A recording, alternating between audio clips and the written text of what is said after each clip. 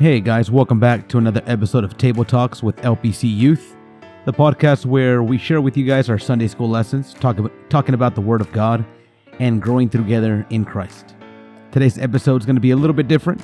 If you've been listening for a while, you may remember a couple of our bonus episodes. We call them sidebar episodes with Daniel or with Brian. Moving forward, we're going to be giving these sidebar episodes their own title, and I've settled on Spiritual Debrief. These episodes are all about sitting down with someone from our youth class and taking a deeper look into their walk with God, their testimony, their growth, the lessons they've learned, the struggles they faced, and where they currently stand in their relationship with Christ. And for today's Spiritual Debrief, I'm joined by my co-youth teacher and good friend, Giovanni Quirarte. In this conversation, we really unpack Gio's spiritual journey, his heart for God, and the experiences that have shaped his faith over the years. This was such a genuine, transparent conversation, and I truly believe that there's something in it that can encourage everyone who's listening.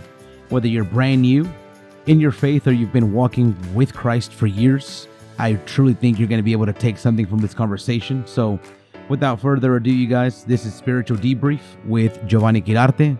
Again, before we jump in, if you haven't already, I encourage you guys to subscribe to the podcast wherever you're listening to it, Spotify or Apple Podcasts. Subscribe to it, share it with a family or friend. These conversations are just primarily for my youth. That way they can kind of face the reality of their life, of their spiritual standing. But also, we want to share it with you guys. That way, maybe you relate to some of it. Maybe you hear what they're going through, you hear the struggles that they're facing or the blessing that they're walking in, and you're able to relate to it. And you say, you know what? I'm glad that there's someone that's facing the same thing as me, that they're walking in the likeness like I am. And it's to motivate you guys, let you guys know that we're all moving together, we're all walking together, we're all praying for one another, we're all in this together as one body of Christ. So keep fighting, keep walking, keep your eye on the target, and God bless you guys. Enjoy. I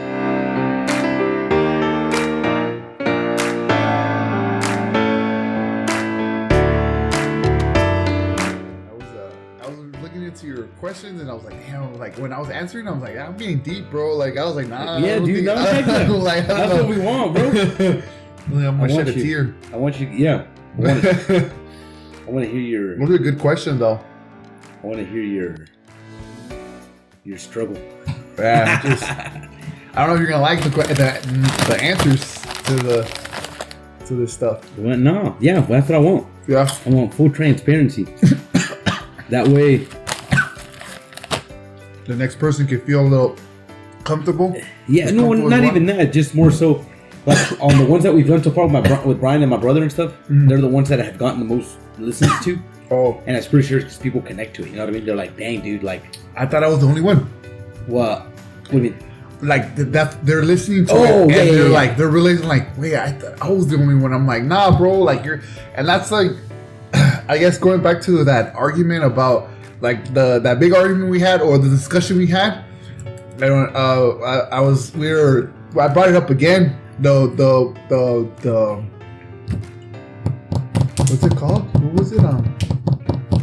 The doubt thing. Oh, and I was like, yeah. And I was like telling my mom and Mondo, and I'm like, you guys, it's easy for you guys to say this stuff right now, but what you understand is like, I'm trying to connect to people that maybe don't have that kind of faith that you have, you know, or maybe like they're out there and they're afraid to talk about it because maybe they grew up in the church, you know, and it's not okay to say that stuff. Yeah. And it's like, no, dude, we can't live like that. We can't be like, nah, dude, you grew up in church. Like, that doesn't mean anything, you know? No, I agree. It's like, well, that's why even when that's been doing this whole, like going through the parables and stuff, like the biggest thing I've been stressing is like, look, like you need to remove yourself from the situation and plug yourself into their shoes.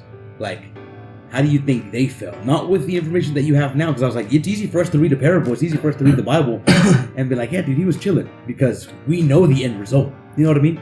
It's easy for us to like even go back to Abraham and being like, yeah, Abraham, he had a great faith, man. He was a cool guy. He had it was easy, blah, blah, blah. I'm like, no, dude. They asked him to sacrifice his only son, dude. After like 100 years of like, And I'm like, I know that me and you can say that it was easy, it was great, he's awesome, because yes, he is, but we're looking at it knowing the end, knowing that.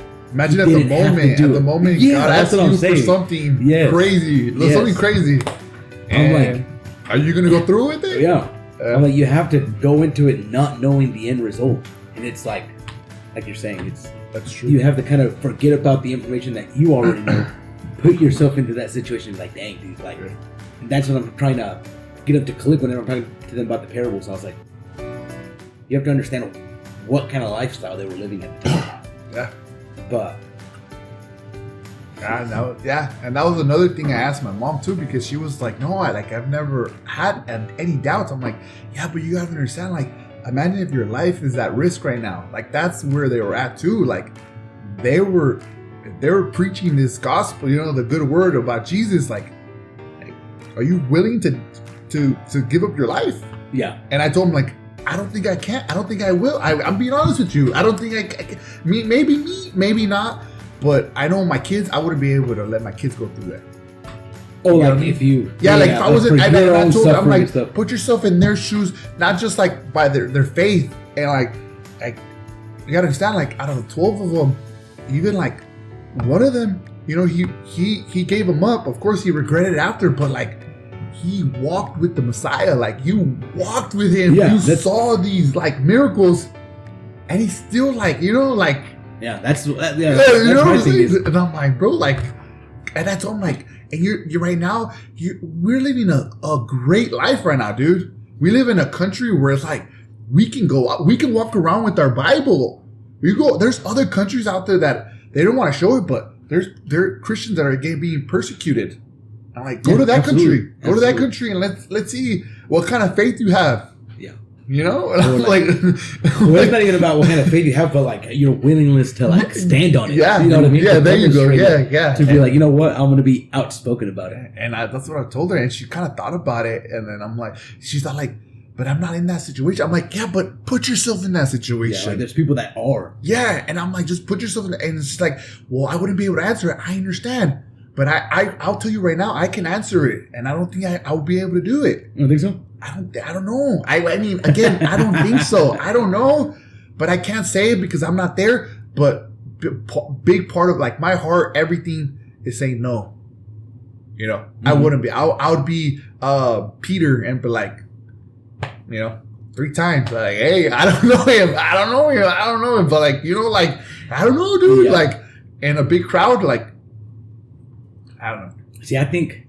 It's funny that you say that, because I think I'm the other way around. Like you say, I think if it was just for me, or maybe you agree with me, like if it was just for me, I'd be like, you know what? I'm not worth it. Not that God's not worth it, but I'm like, I'm not worth it. It's whatever. Whatever happens to me, happens to me. But now that I'm like a dad, and I put my mentality of like, for my daughters, what wouldn't I do? And at that point, that would be like, I'm not scared of what would happen to them, but I'm more so I would double down on Jesus for them. Does that make sense? Like, to where I'm like, what wouldn't I do for Maya and Lily for them to know who God is and who Jesus is?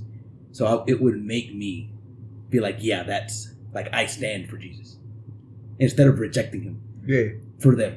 Because I don't think I could live with myself to be giving up my core belief just to live.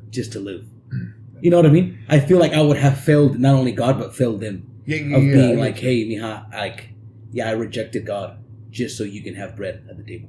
Yeah. You know what I mean? Yeah. I think I would much rather figure something out and be able to look at my girls and be like, no, like, we stand with Jesus.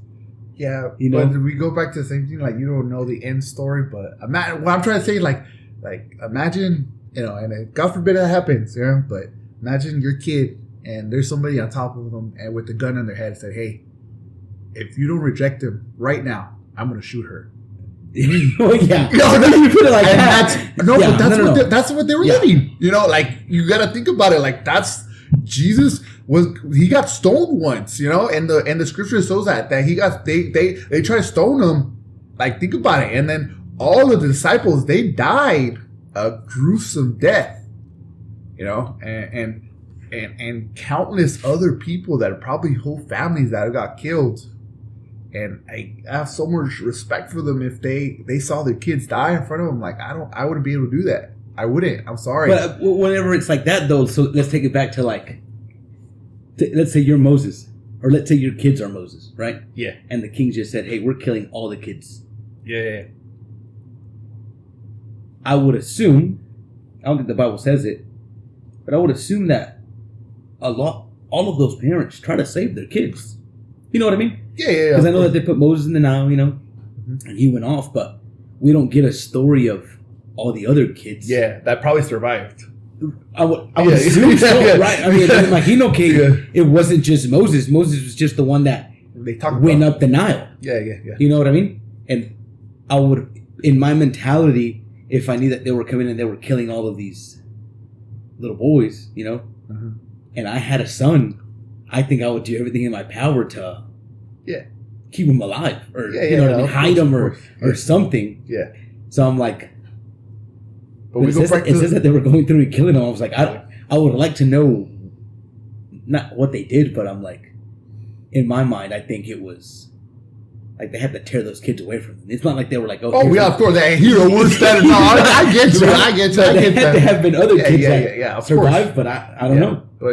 But again, but that's what I was trying to get at with them, telling them like, hey, we live in a beautiful country that ain't gonna happen. Well, God forbid, but right now that ain't happening. Yeah. And that's where I've always like that's the way my mind works sometimes. Like if I can't put my life, like give my life for him, I feel like I can never get to heaven, not until I have that mentality, and I don't know if I can ever get to that mentality where like hey, like not for me. I'm talking about like I just think about my 3 babies, and I don't know if they're true or not, but I've seen videos where they're like they got families, and they have them on their knees, and they're like, hey, like either reject Jesus or I'm gonna shoot him. And again, like, they're just videos, but I mean, I wouldn't be surprised that's true. Somebody's out there doing that. Maybe that faithful person said, shoot him. Yeah, I'm trying to think. I mean, there's nothing like that in the Bible that I know of, because I'm trying to think. Everything is always personal. You know what I mean? Yeah. Because you have like Shadrach, Meshach, and Abednego, where they had to bow before the king. You've seen into the oven. So if it was like, or to the fiery pit, if it to me. But in the scripture also says, Jesus says, he's like, you're going to be persecuted for my name. Yeah. So he's prophesizing. No, absolutely. That it's going to happen. But what I'm saying is it's always personal. Yeah, I get you. It's always just for that's me. Why, like, that's what I'm saying. Like, but whenever you put it in the situation that you're talking about where it's your kids. Yeah. Like, yeah. And like, I'm like, Abraham. I could definitely see I get like Abraham, like that's a good like example with Isaac, but I'm really? like, but again, that's God telling them to go do something. I'm talking about like an enemy, and he has your kid right there. Like, hey, I get it. God can do a lot of things. I guess. I guess the ultimate example, is like God given us Jesus. You know what I mean? Yeah. He was willing up to give his kid up. Yeah. And then that's what I thought about too. And I thought about that too. And I'm like if you can give your own begotten son for us, why can't I? But it's like it's tough. It's tough. Yeah, absolutely. It's tough. Like that's the way I think about it sometimes, and that's what I was trying to explain to certain people, because I'm like, hey guys, I get it. You have incredible faith. I get it, but not everybody has that faith like you do. Yeah. And the audience we're talking to, maybe there's like how I was crazy how my mom brought that up. I don't know if that's true or not, but you guys got like people from Russia listening to you guys. Yeah, I'm like, they're saying like you don't know what they're going through. Yeah, absolutely. And I'm just like, I'm trying to tell them like it's okay to have. You're not gonna be perfect, Like sometimes the preachings are always like it's always about like the faith and everything, like all good news and like sometimes it feels like that preacher. I remember growing up, I always felt like the preachers were like they were perfect, dude. Like I always thought these preachers were like they had. I grew up in a church where Yeah, like a perfect life. Yeah. And I was explaining to my mom that I'm like, there's a brother. He was such a good preacher, dude. Such a good preacher. And last time I heard about him is that, you know, he was in an affair. And him and his wife got divorced. And I'm like, that's crazy. You know, somebody that was like, I felt like he was so close to God, you know? He had such a great relationship. And for that to happen, I'm like, you know, like, I don't know. It's just. No, I agree.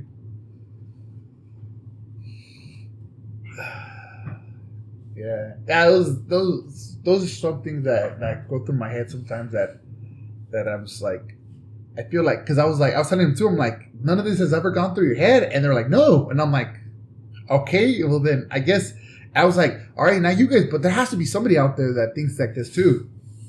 You know?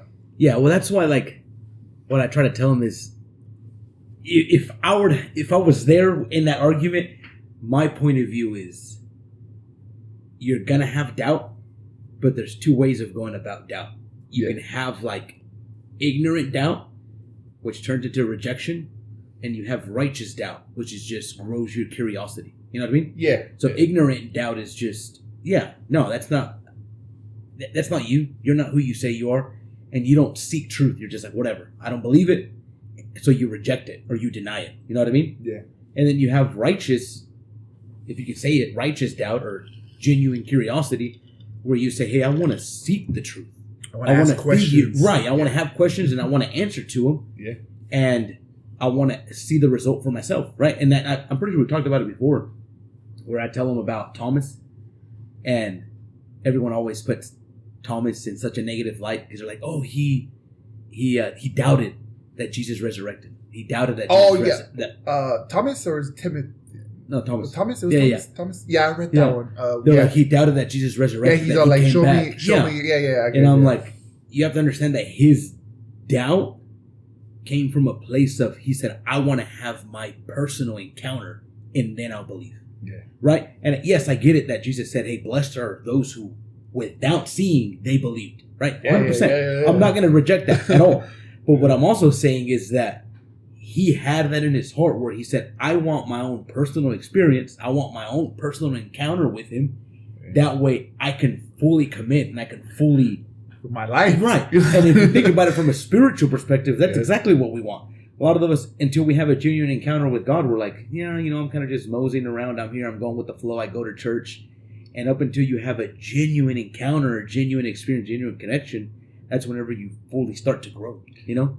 But also sometimes that I feel like that's not always true though for everybody. Some people like the ones where, like that story about the guy that he was stuck in a flood on the house, right? On the roof of the house. And then he's like, God, if you're true, send me, save me. Oh, yeah. And, the boat comes and then the next guy comes and the next time he's like, no, God's going to save me. And it's like, hey, you show up there and God's like, dude, I sent you all these people. I send you all these things. And sometimes I feel like there's certain, like, at least I was like that. Like, I remember those certain things that I'm like, dang, dude, like, God healed me right away. And I was like, nah, I'm doubt. I was like, I know you're there, but I'm. You attribute it to something else. You're just like, I'm a physical learner. And that's why I feel like I struggle a lot, especially with my faith. Like for you, like, for example, like, let's say you take me out, or like you explain to me like all your pool work. I can't picture it. But if you take me out, like, let's say one day you're like, hey bro, like, can you help me out? I'm like, I'll go with you. And I see it instantly. I'll pick it up quick. I'm a hands-on person. And I feel like I'm the same way like that. And I guess I can connect to like Thomas too, that question. That's hard though, bro, dude. I mean, it's hard though. Oh yeah, of course. Yeah. That's why it's been a hard, like, that's why I don't know if I should bring this up or not, but it was very hard. Where one of those questions you said, like, when did your walk with God like grow? And I was just like, I feel like when it started growing, where I had Malachi, that was the first time where, like, before that, it was hard.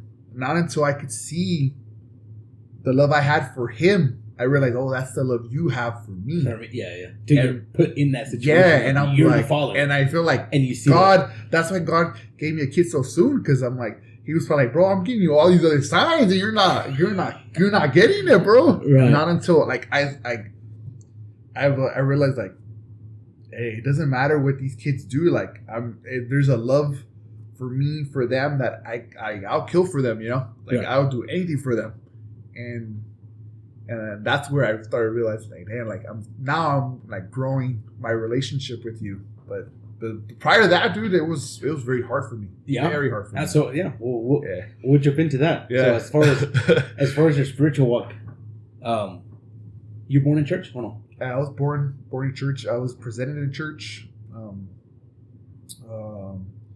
I went to a church in California. Well, I'm from California, and it was a church in Bellflower. And it was a pretty big church. At the end, before we left, it was, I guess it was the biggest church I ever was a part of. We had, I think, at the max level, I think we had like around like 400 members, 400 to 500 members. Yeah, at its peak. Okay. Yeah, so we had English service and a Spanish service, and they were both super packed. And we got to a point where I think we had. They changed it to like 2 Spanish and then 1 English because we didn't fit, and the Spanish didn't fit in 1 service or something like that. I think they got to that point, but so going early back to early baby Gio. Yeah, your parents were always active in church.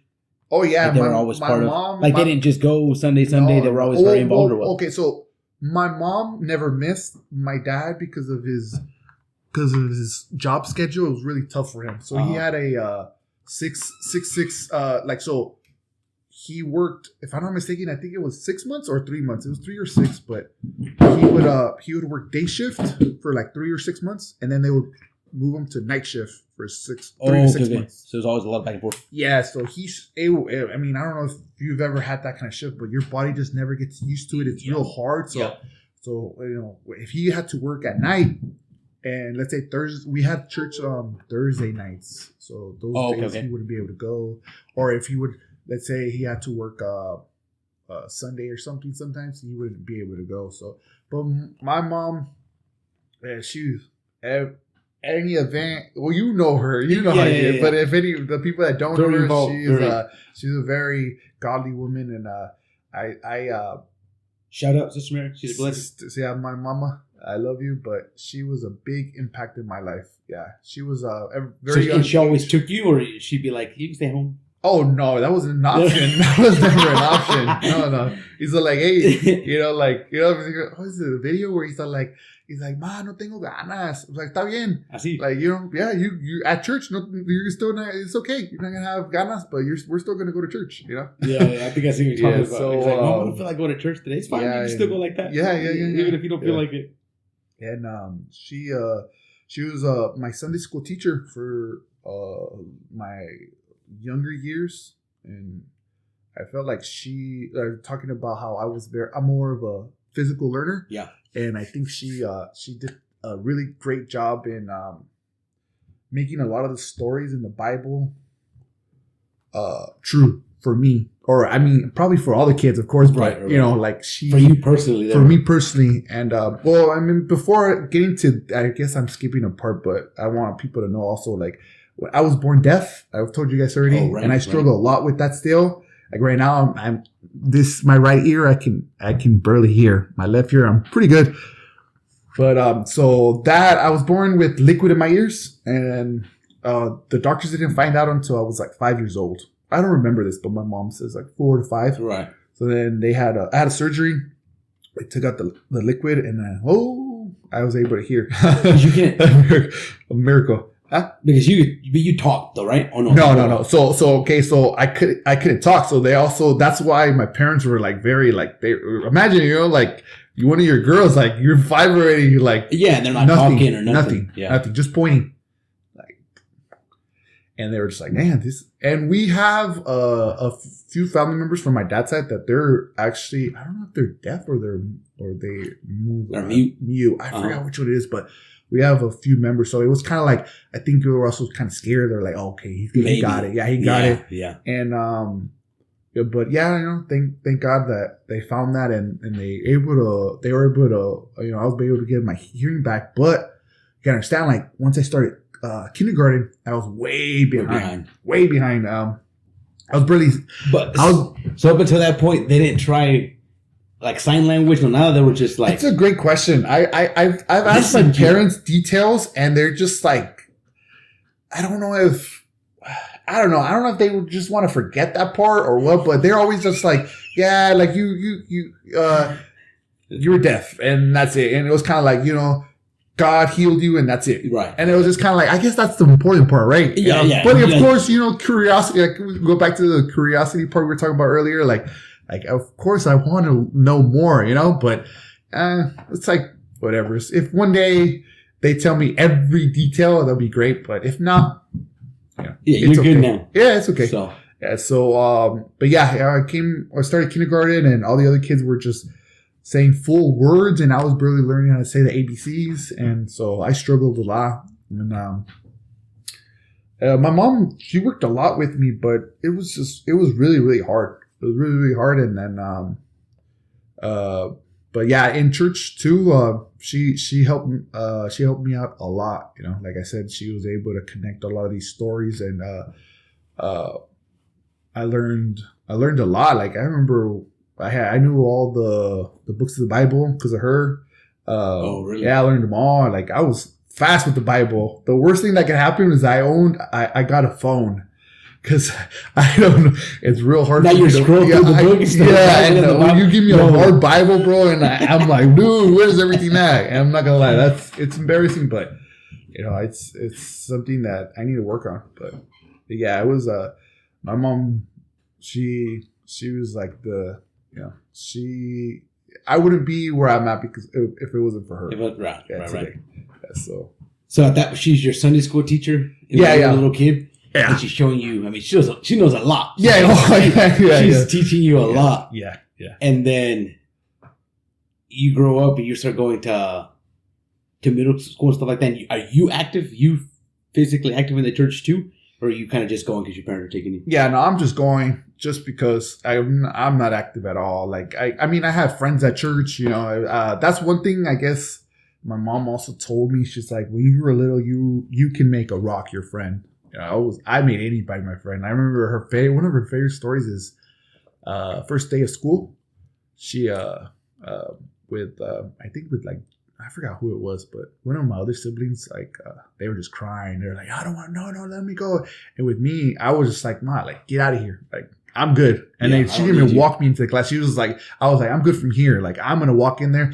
And at the end of that school day, one school day, she was like that. Everybody knew your name. Everybody was like, oh, bye, Gio. I'm like, so I guess I was a big friend person. So I enjoyed church. And I enjoyed the part of like the fellowship aspect, friendships. Like always. And if you guys were a big church, there's a lot of kids. I'm assuming. Oh yeah, so we had so the main church was it filled up like legally like 300, but you know how we are to stuff in more people. Yeah. And in the back we had a 2-story floor. The bottom was the kitchen, and the top was full of rooms. I'm talking, I think. Maybe like 8 on each side, maybe more. But it was just like you walk in and like there's a hallway right down the middle, and left and right there's rooms. They're all full of kids, dude. Kids, juniors, youth, any age, packed. So I love going to church. I love going to church because we would get out during the service and we'd go to our own little class, and I would learn everything. And then after learning, we would run outside. We had a huge it was a huge property, so we would run everywhere and all the kids would play and everything. So that's the part I loved about going to church. But like the actual and music, I love music. I always wanted to be a musician. My lack of you could say discipline, I almost learned how to play the drums. But you never committed to it, or what? I'm just very lazy. I'm not gonna lie to you, dude. Very lazy. I'm somebody that's, I don't know if you know or not, but I'm kind of a little conceited to the sense where I picked up on that. Where I'll learn something and anything. I remember I learned one little beat of the drums. I was like, I'm the best drummer in the world. Dang, like and that's it. And I was done. I was like, I'm done.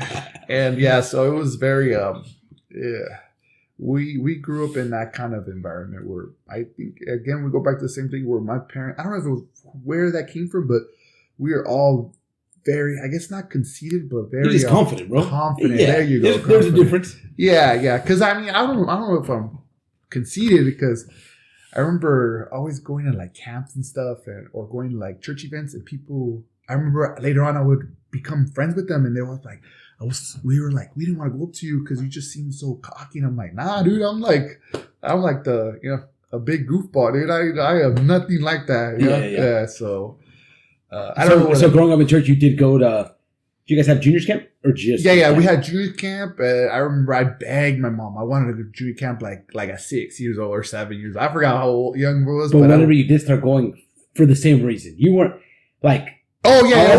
I'll shoot you the question straight. Were you going to youth camp seeking Jesus or just seeking friends? I'll get straight to the point. I was seeking girls, dude. It wasn't even a friend, like it was just, at junior camp, I didn't know nothing about that. But youth camp, it was like, I wasn't going for God, Right. Like, okay. Junior camp, neither. It was just like, I wanted to make as many friends as I can. Right. Play everything, tag, all of the whole shebang. And Jesus was, I don't know where he was at, but I was not thinking about him at all. And I'll be honest with you. Yeah.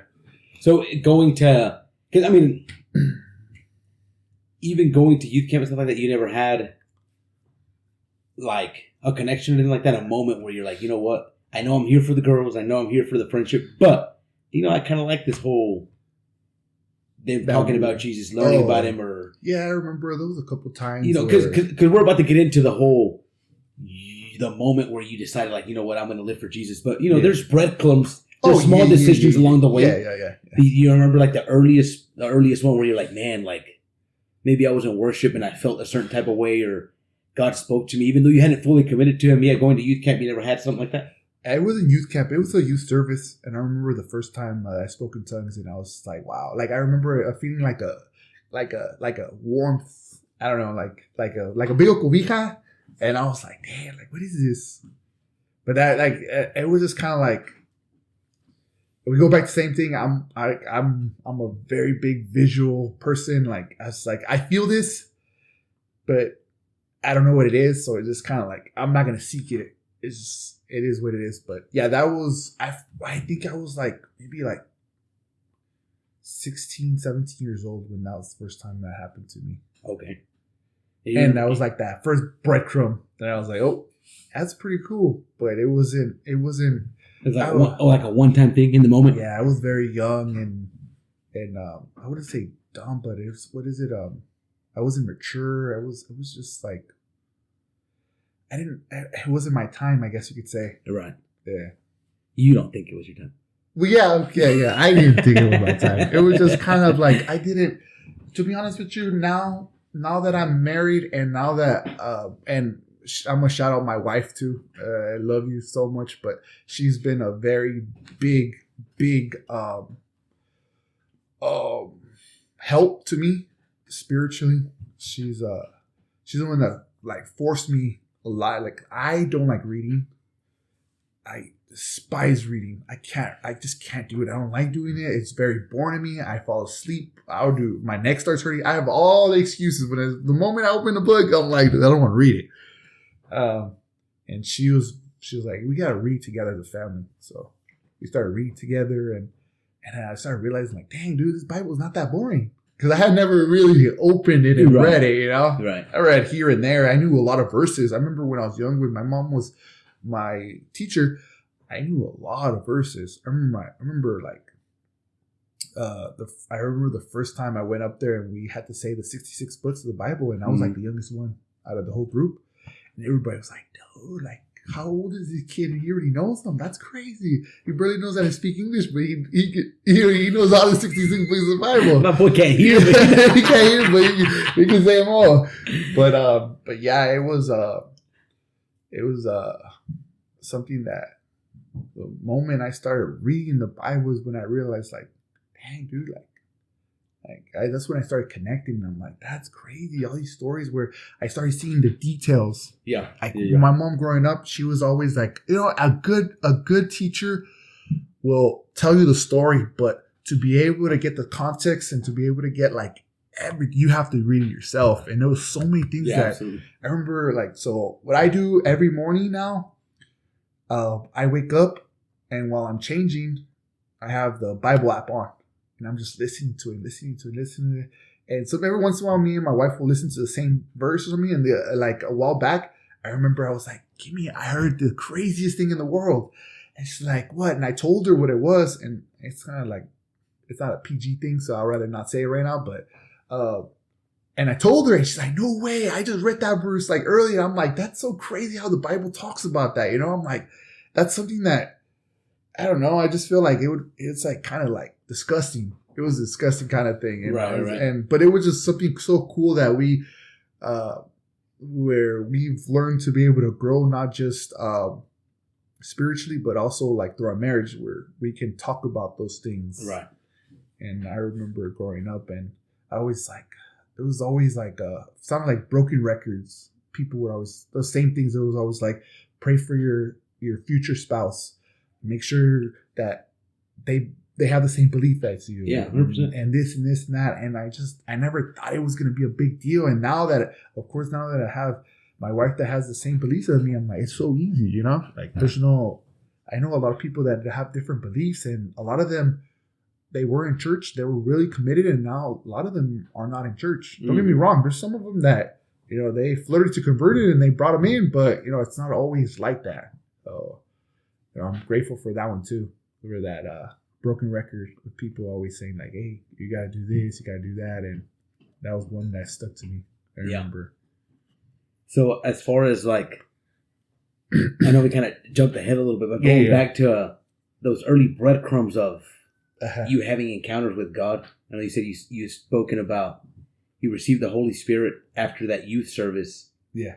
In that moment, do you remember what you felt immediately afterwards, or like in the days after that? As far as like, because I know you said it was like a one-off kind of thing. Did you kind of just brush it off your shoulders and say, all right, on to the next day, back to my regular routine life? Or was it something that kind of marinated, kind of stewed in your heart? Yeah, it's always been like that. Every time that I remember, I have a lot of horrible, I haven't done it, but I remember even when I got married with my wife, I had, ever since I was young, I've always like had that like, where I like get real into like church, and like all I do is listen to preachings and Christian music, and then like I guess relapse, or what is it called, when you to relapse, like when you go back and stuff. Yeah, like relapse. And then so I always had, ever since I was young, like, I love music, so I used to love rap music, all that stuff, dude. Rock music, everything. Any genre. I was never into one specific genre. So yeah, so I remember when that happened, I was like, man, you know, I'm in. And then like it was just like, I don't know how long it would last, maybe like a month, where it was just always listening to Christian music, and listening to preachings and stuff like that. And because you were 17, right? You said around there? It was like 15, 15, 16, 17, around there. It was something like that. And then but it's always been like that. Like I'll just randomly, I'm just like, dude, why am I listening to this? Why am I, you know, like I remember my wife's the one that actually told me like, hey dude, the moment you start listening to this stuff is your attitude changes completely. I was like, wow. I was like, I didn't think about that. And it's true, like it's all that stuff is just, absolutely. Yeah, it's like, hey, it has a cool rhythm to it, but all those words and everything, it's just it's no good for you, you know? Yeah. So you have this encounter, and then you go back to school, and then are you open about it, or that's you kind of keep it on the down low? Too. I wouldn't say I was embarrassed to say I was Christian, because people would ask me like, hey, like, you know, you look different, you talk different. You don't cuss. And I was like, yeah, you know, I'm Christian. Oh, okay, that's cool. But I remember there was a point where I did start cussing, and I was like, I wasn't embarrassed, but I was embarrassed to be like, how can I say it? Like to say that I believe in him, where this individual is going to see me like, oh, well, if you believe in him, you go to church and you do all this stuff, but you talk like that, like, why should I go? Kind of thing. You know? Yeah. And you misrepresent. Yeah. And it was like, that was that was something that I was just like, so I remember when I was like in those relapse stages, it was just kind of like, yeah, I'm not going to say that I'm Christian, you know, because it's just like, again, like I wasn't embarrassed, but it was just kind of like a... Whenever you say relapse stages, just to clarify, relapse stages like you were in Jesus and then out, right? Yeah. Not like you were doing drugs. No. That's why I was like, I wanted to use that word with just one, but yeah, no drugs here, no drugs here. But yeah, it was just kind of like I was like really committed to him. And when I say committed, I mean like just listening to music and nothing too crazy, nothing spiritual, like not reading my Bible or anything. It was just more of like, it was just music. Music's been a very big part of my life. I love music. You know, if I could be a singer, I would. You know, I see you up there all the time. I'm like, damn, dude. I always pictured myself when I was young. Like, I want to be a pianoist. Singer. Yeah, no. I think that's past my prime, my time. But no, I'm older than you.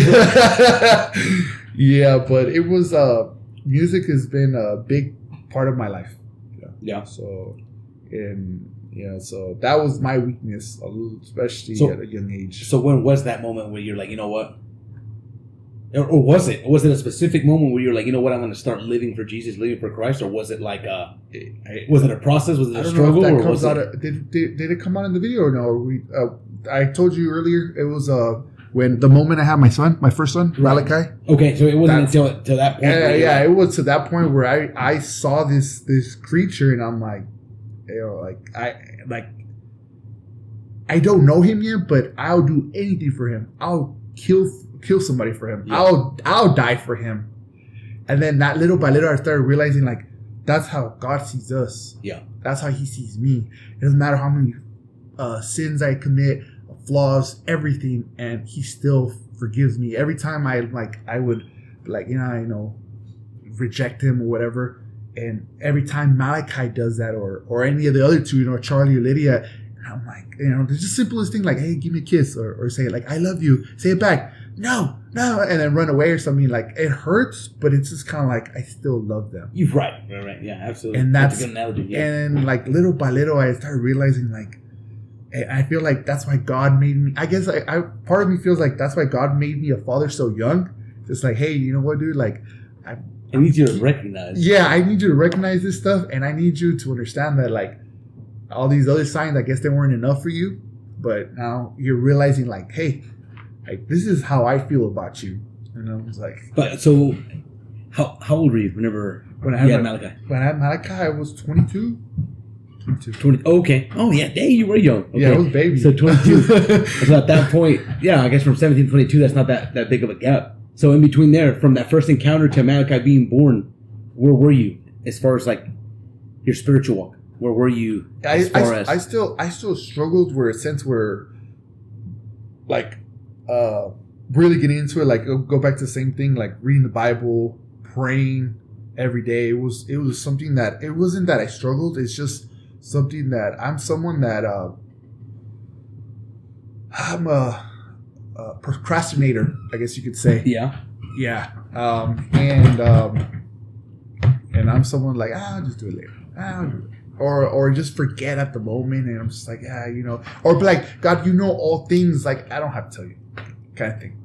So but not until where my wife really told me, like she sat down with me, she's like, hey, like we need to grow our relationship with God. And that's when I realized, like, oh, okay, my bad. Okay, yeah. Okay. So we'll get into that then. As far as yeah. So you're 17. You have that first encounter with Christ. Mm-hmm. You're speaking in tongues, like you say.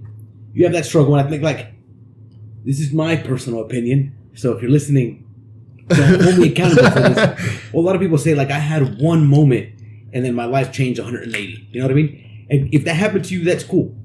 But I lean more towards like it's a process. It's day in and day out. You know what I mean? It's something that happens over time. So you have that encounter when you're 17.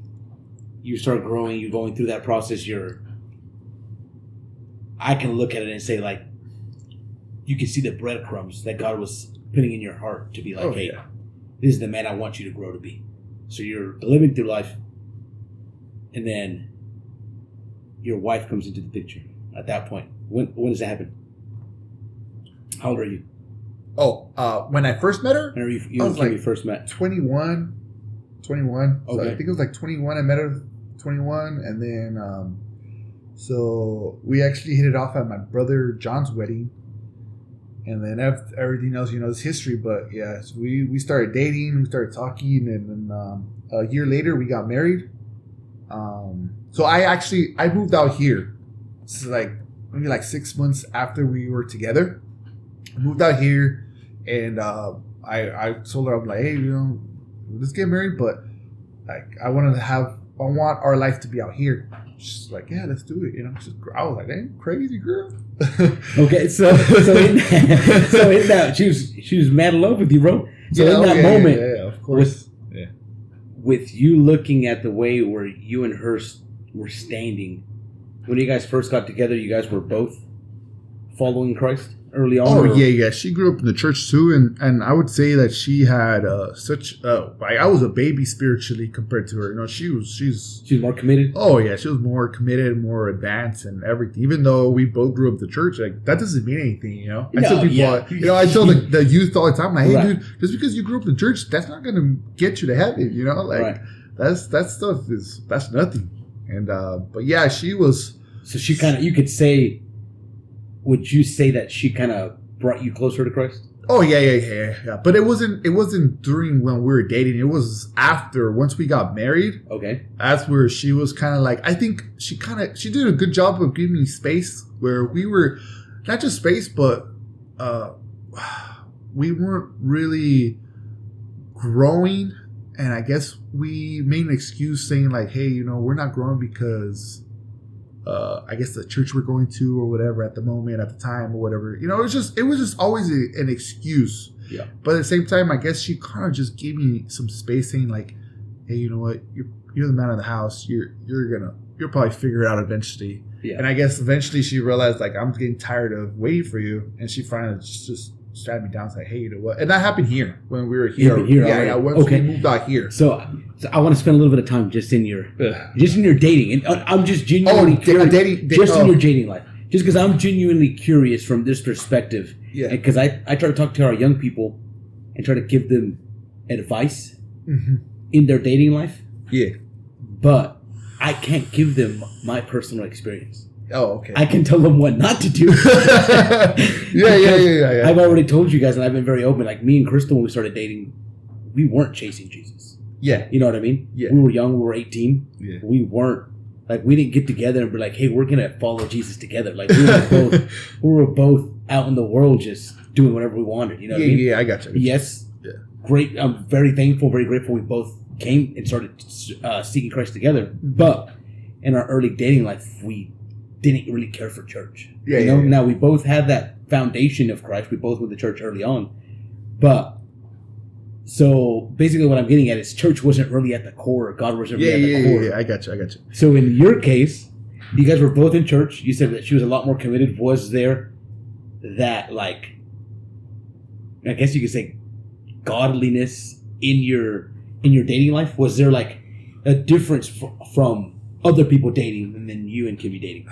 I don't know, because it's it's hard to say, because I remember we would hear things of other people, and I was like, dang, dude, I thought you guys were committed, and stuff like that. And I was just like, I'm not here to judge or anything, but when I first met her, she was her dad was a pastor, and she was I don't know, the Sunday school. Yeah, I think it was Sunday school teacher. So she was in, she was very committed and everything. And I wouldn't say that, we were we weren't as close. We were closer to you guys, this kind of relationship than being, into church and everything. We would go to events and everything. Don't get me wrong. We went to a lot of events and we had a good time and everything, but it wasn't I've met couples that I'm like, man, those guys, they're gonna move or push the kingdom of God forward. They're gonna bring souls into, and I'm like, damn, those people are crazy. No, yeah, because I've seen videos of people preaching, or this guy preaching, being me and my wife, I met her at a convention, or I met her at a youth service, or this and that. We dated for a little bit. We got married, and we've been working together for the kingdom of God. I'm like, yo, that's awesome. Yeah, that's great. That's cool. I'm like, I just can't relate to that. You know what I mean? Yeah, I can't either. Yeah. And I'm like, now I feel like, yes, me and my wife are working for the kingdom of God, and I'm very happy about it. But that's why I was like, so you and her start dating. Yeah, yeah. And like you said, you guys go to youth events, I'm assuming. You guys Yeah, we go to youth events. Same church? No. Different churches, but same assembly. So we're from the assembly. Mm-hmm. I was, so at the time, my uncle was my pastor at Harbor City, and her dad was pastoring in Pasadena. So yeah, we have a background of church and stuff, and you guys live close by to each other? Yeah, like 5 minutes away. Oh heck yeah! So you walked over to her house? Oh no. No, she lived in the ghetto. No, I'm just playing. I lived in the ghetto. We all lived in the ghetto. Yeah. She's all ghetto. Yeah, she lived in Compton, and I lived in Long Beach. So it's like literally like neighbors. Yeah. I don't know, but yeah, I mean, you pick her out, take her for a date. Chaperone or no chaperone? Yeah, chaperone. See? Oh yeah, it was a must. It was a must from strict parents. Yeah, and it was just something that. I mean, I don't know. Like, I remember, like, you know how some people say, like, you see them and that's the first, like, you see them as first. What is it, like, love at first sight or something? That you felt? I thought I did, but I guess you ask people in my family, they'll say no. But I don't know. That's how you feel, bro. Yeah, that's what matters. I remember I saw her and I was like, dang. I was like, I remember my biggest red flag was. My mom, probably we're going back to my mom, but my mom, she has like, I forgot how to say it, but she has like that mother instinct, I guess you could say. Yeah. And I remember sometimes I would bring like friends over, certain friends, and she's like, don't ever bring those friends over again. Don't lose that friendship. Yep. That individual is not going to benefit you any all. Good. Yeah. Uh-huh. And I remember saying to myself, the day I bring a girl over, it's like 3 people, right? It's my grandma, my dad, my mom. If she can impress all 3 of them, we're golden. Yeah. And I had nobody had ever been able, especially my grandma. My grandma, I love her to death, and but if you ask anybody in my family, she's a tough cookie. Yeah. And my dad's cool. You could talk to anybody. But I remember the first time I saw her, I was in the living room, and I was like, like those screen doors. Mm-hmm. And my dad was in the porch, and she walked up. Right? She came to help out Cynthia for her wedding. They were about to get married, her and John. And dude, I just hear somebody talking with my dad. Well, I heard my dad. I couldn't hear her voice. I'm like, my dad's going crazy or what? Like, I don't hear no. I mean, there's nobody else out who's there. Who's this guy talking to? So I went out there and I just kind of like stuck my head out and I was like, oh dang, she's pretty. I don't know who she is, but she's pretty. And but yeah, that was probably like a few months past remember going back to where we hit it off at the wedding. I don't know how many months it is exactly, but I was working at the time I was working at Disneyland. Mm-hmm. And Disneyland's schedule is real tough. Like, it's like, busiest days is always Friday, Saturday, Sunday. I remember not going to church anymore. I wasn't going to church at all. Like, we had church on Friday, and my shift was at night. So I wouldn't go to church on Friday or Sunday. And I remember my mom was like, one day she randomly came and she was like, I'm praying that you lose that job. And I was like, what, Mom? Like, what's going on here? Like, I need this job. I like this job. You need to stop praying. Yeah. I kid you not, bro. It was like, she said that, and like maybe a couple months later, I quit. And I was just like, yeah. I was like, that's crazy.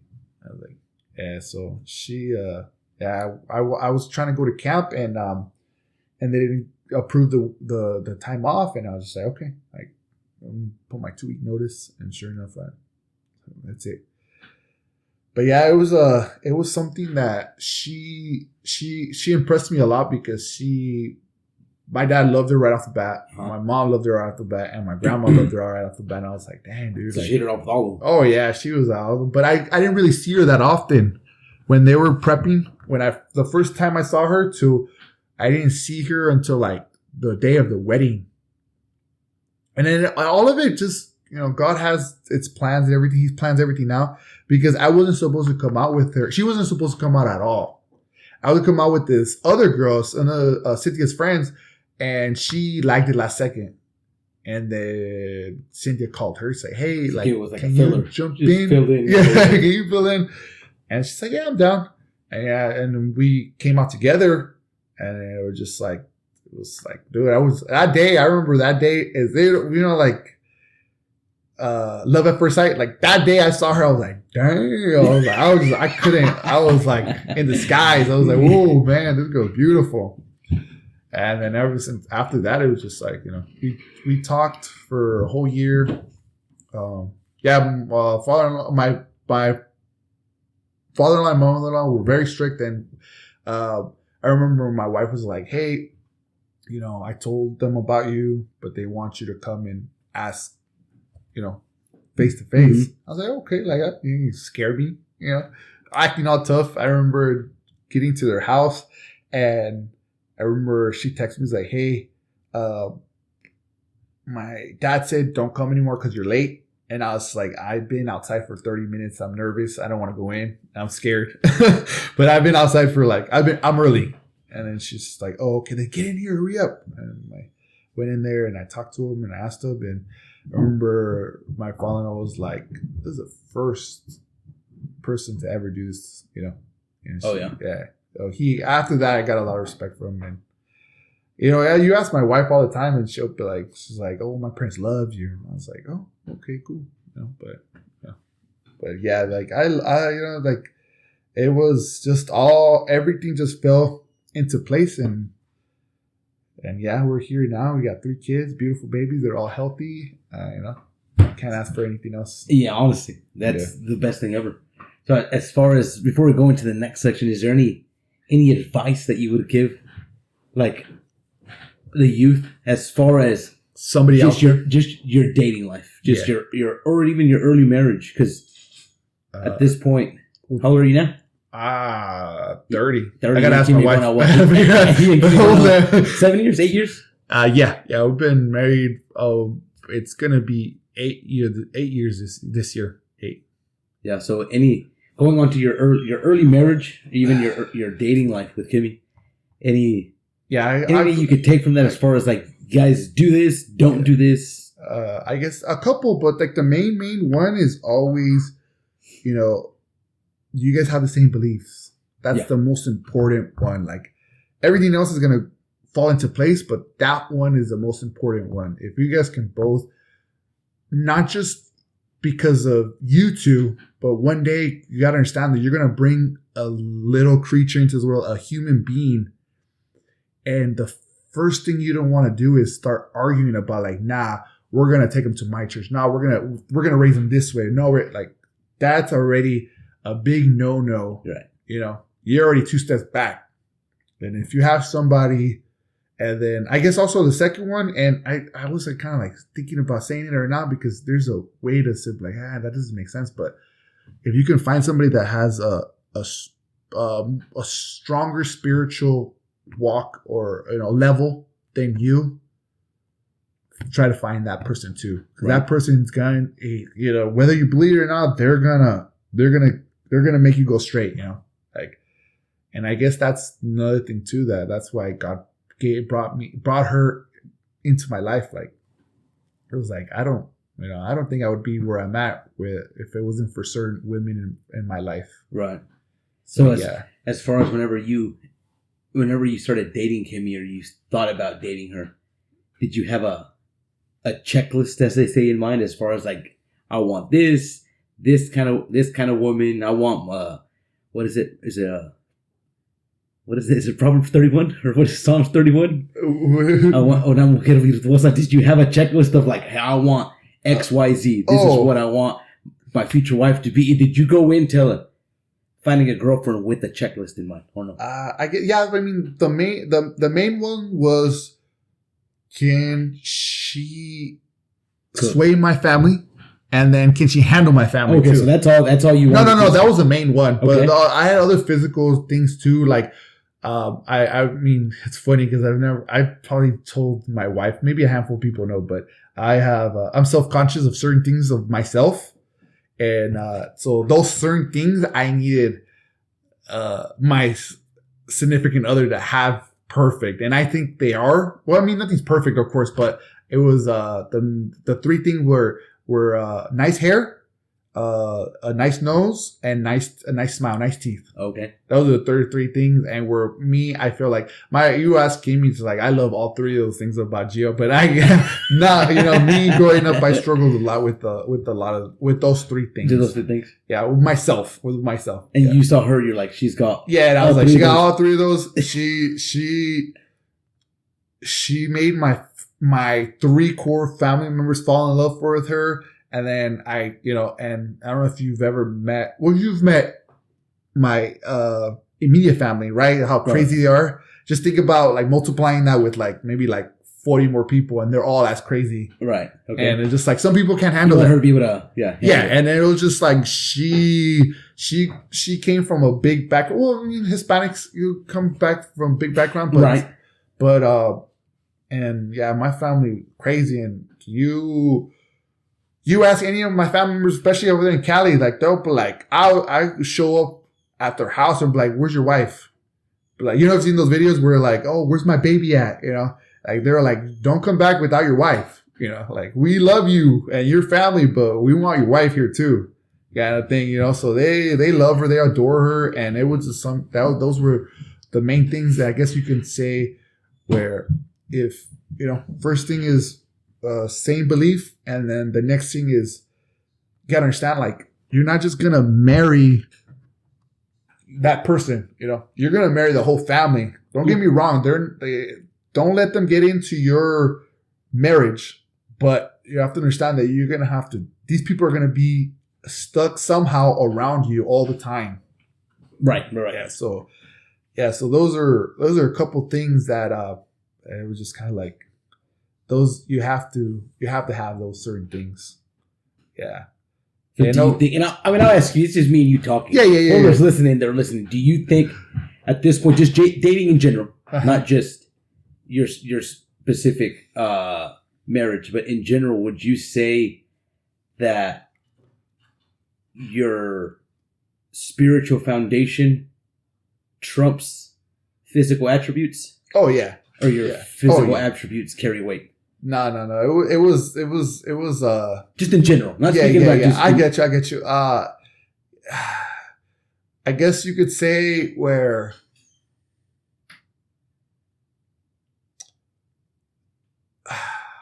damn, that's a tough one. You know what? I have to think about that one. That's a hard one because I guess I would say the spiritual one would top it, just in the sense where we go back to the same thing where I had people in my life that they were broken records, and they implanted that thing in my head saying, hey, and I had a lot of examples too where people were getting with people out that weren't of the same belief as us. Right. And just seeing where they were at the moment, and where they went to, and where they were at before, kind of thing. And me saying like, I don't want that, Mm-hmm. Mm-hmm. And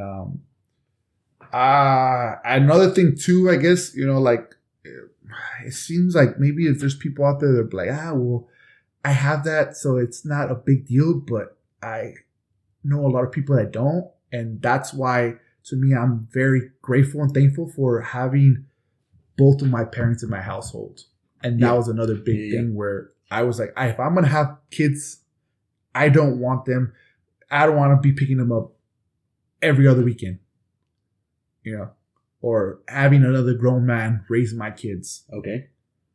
So that was a big thing too. That was another thing where I was just like she'll tell me, she's like, hey, like, I don't care what you do, we ain't getting divorced. And I was like, whoa. I was like, that's crazy, you know.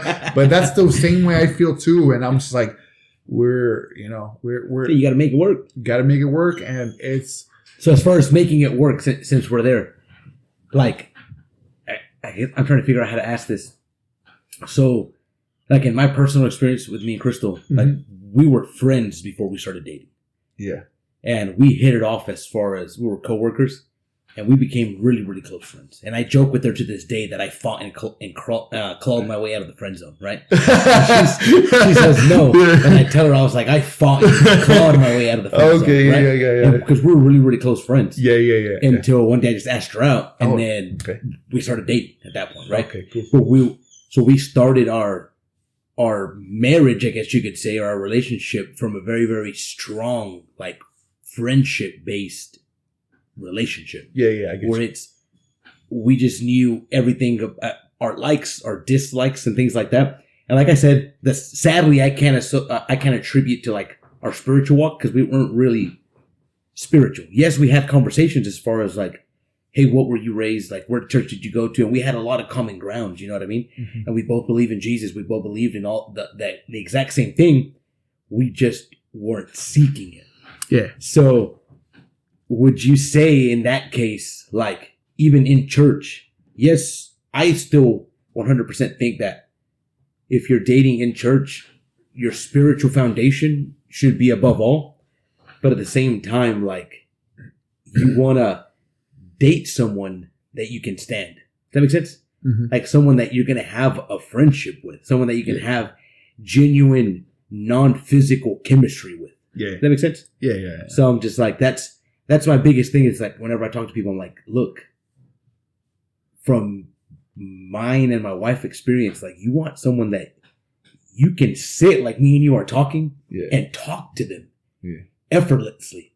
You don't have to go out and be bowling. You don't have to go out and say, hey, we're going to go spend $200 so we can entertain ourselves. Yeah. Like we should be able to sit across from a table and have a genuine conversation and not be bored or not be like crickets in the background because it's awkward and we don't know what to talk about. Like me and Crystal could talk endlessly about anything. Yeah. We can make fun of the same people together. You know, we can talk about what shows we were watching and the conversation would never dry up. Yeah. You know what I mean? Mm-hmm. And now me looking at it back from like a spiritual perspective, I'm like, you tell me if you think this is too far. I'm like, part of me wants to tell the youth, be like, look, if you want to get to know who you're dating, again, going back to a spiritual foundation, don't just have common conversations with them, but fast together. Mm. You know what I mean? Because if you want, we always say that fasting brings out your true character. Oh, yeah, so you know, whenever you're hungry, whenever you're hangry, you're pissed off. You know what I mean? And that's the truth of it. Yeah. So in my mind, I think about it, right? And I'm like, so if I can go back, right? If I was dating again, and I'm like, let's say me and Crystal, I'm like, hey, let's fast together. Do you think that would be a benefit, or do you think that would hurt? Yeah, that's tough because now, I don't know. Me personally, I don't know. Maybe Kimmy sees me differently, but I can go all day without eating. But to me, that's not fasting. Because to me, that's not my weakness. I love food. Don't get me wrong. But I know, like, for you to fast, you need to separate yourself from something that like you need. Right. Okay. And to me, like, so food is not a big deal. I'm sorry. I know I'm backtracking and everything, but Kimmy, I guess you could say where, yeah, if we were dating and we go back and like, I don't know because now it doesn't matter. You know, like now she can get like as angry as she can, and I'm just like we ain't going nowhere. You know? Well, right, and that's because you guys have both at this point reached a spiritual maturity. Yeah, so I guess I'm going back to taking it back to plugging ourselves into early on dating. Because right now, whenever me and Crystal fast, like sometimes I'll fast without her, but a lot of the times I tell her, "Hey, I'm gonna fast," and she's like, "I'll fast with you." Oh, okay. Yeah. And she'll fast alongside me and we'll fast together. And now it's like, it even makes it easier for me to fast. Because I'm on the same page as you. Because whenever I fast, now, like, I don't want to get into this, but I disagree with you in the far as, like, biblical fasting is food and water, right? Oh, yeah. Of course, So to me, I can go a whole day without eating. And to me, yes, that's a fast. But like you say, it's nothing to me. Yeah. So whenever I fast for multiple days. Until at least hasta que la carne duela. Yeah. You know what I mean? Yeah. So I'll fast. I'll do it for like 3 days in a row. Gotcha. That way, the flesh hurts. You know what I mean? Yeah. So sometimes they just. I guess I'm sorry. I didn't phrase it right because you're right. You get to a point where the flesh is gonna hurt. Right. But to me, right away, like right off the bat, like to me, where you take my phone away. I'm like a drug addict. Like, go give me my phone back. You know what I mean? So I know what I need to disconnect myself from right away where it's going to hurt. Where food wise, we go back to the same thing. Have I ever done it? No, but I can go a whole day. And sometimes where I've told Kimmy, like Kimmy knows me, but like I can eat, like, let's say I haven't ate all day, right? And these chips right here, I can eat one chip and I'm good. And you're good. And it's weird. But then Kimmy will give me a whole plate. I'm like, I'm not hungry. Okay. And it's weird. I don't know. But going back to your question of like when we're dating and stuff, like I remember I don't, like, let's say we're eating, right? And let's say like if any little thing I'll get disgusted by people that eat weird. Okay. And I remember Kimmy, dude, like when we were dating, dude, she would not hold back. She would just eat the whole plate, bro. Yeah. And I just looked at her. I'm like, oh my gosh, like I was like in love. And I was like, wow, she eats so perfect. She did like, so like to me, I guess like if we would fast and she would probably have the attitude, I would be like, damn, I love this attitude. Oh my God, you know? So I don't know. Like, you get what I mean? Like, right, I was like, because it's blinded. her. Yeah, I was blinded. Yeah, love was like, so I don't know. That question, I get you. But now, I guess it's like, it's hard because again, like I said, like I was blinded by love and I was like, man. Yeah, I guess I can see that. Yeah, but I get your question and it's just. And that's why I wanted to ask you because like I said, I don't have that personal experience. So I think about it now and I'm like, if I wanted to give advice to a young person, part of me wants to tell them like, hey dude, if you want to truly know who you're dating, fast with them. Yeah. 2 days together. Yeah. And you'll see their true character. Yeah. But then my subconscious is like, okay, is that truly going to help them? Or is that going to hurt them? You know what I mean? Is it going to hurt them in the sense of like, they're just going to argue and bicker and then not even really get to know each other? Or is it going to help them in knowing like, hey, like we're here for each other. We're communicating. Yeah. And I go back and forth of like, well, it's doing what it's supposed to do. It's showing you their true characters. But I guess it falls down to like, the one thing I do tell people is before you start dating is know who you are. That way you never compromise, like you were saying. Compromise your core beliefs, compromise your identity, compromise who you are. Yeah. And for anyone. Yeah, I guess another thing too is, and I've talked to certain people and me personally, I don't like giving advice because I remember when we were dating, me and Kimmy, my parents, they've never had marriage advice. You know, like, so in my mind, I'm like, if they can make it work, I can make it work. We can make it work. Mm-hmm. We don't need a third party. I don't need to go tell somebody else all of our secrets. We're going to deal with it, us two together. But your parents were always very Bible heavy. Oh, yeah, of course. So it was kind of like, but. So that was kind of like their third party. Yeah.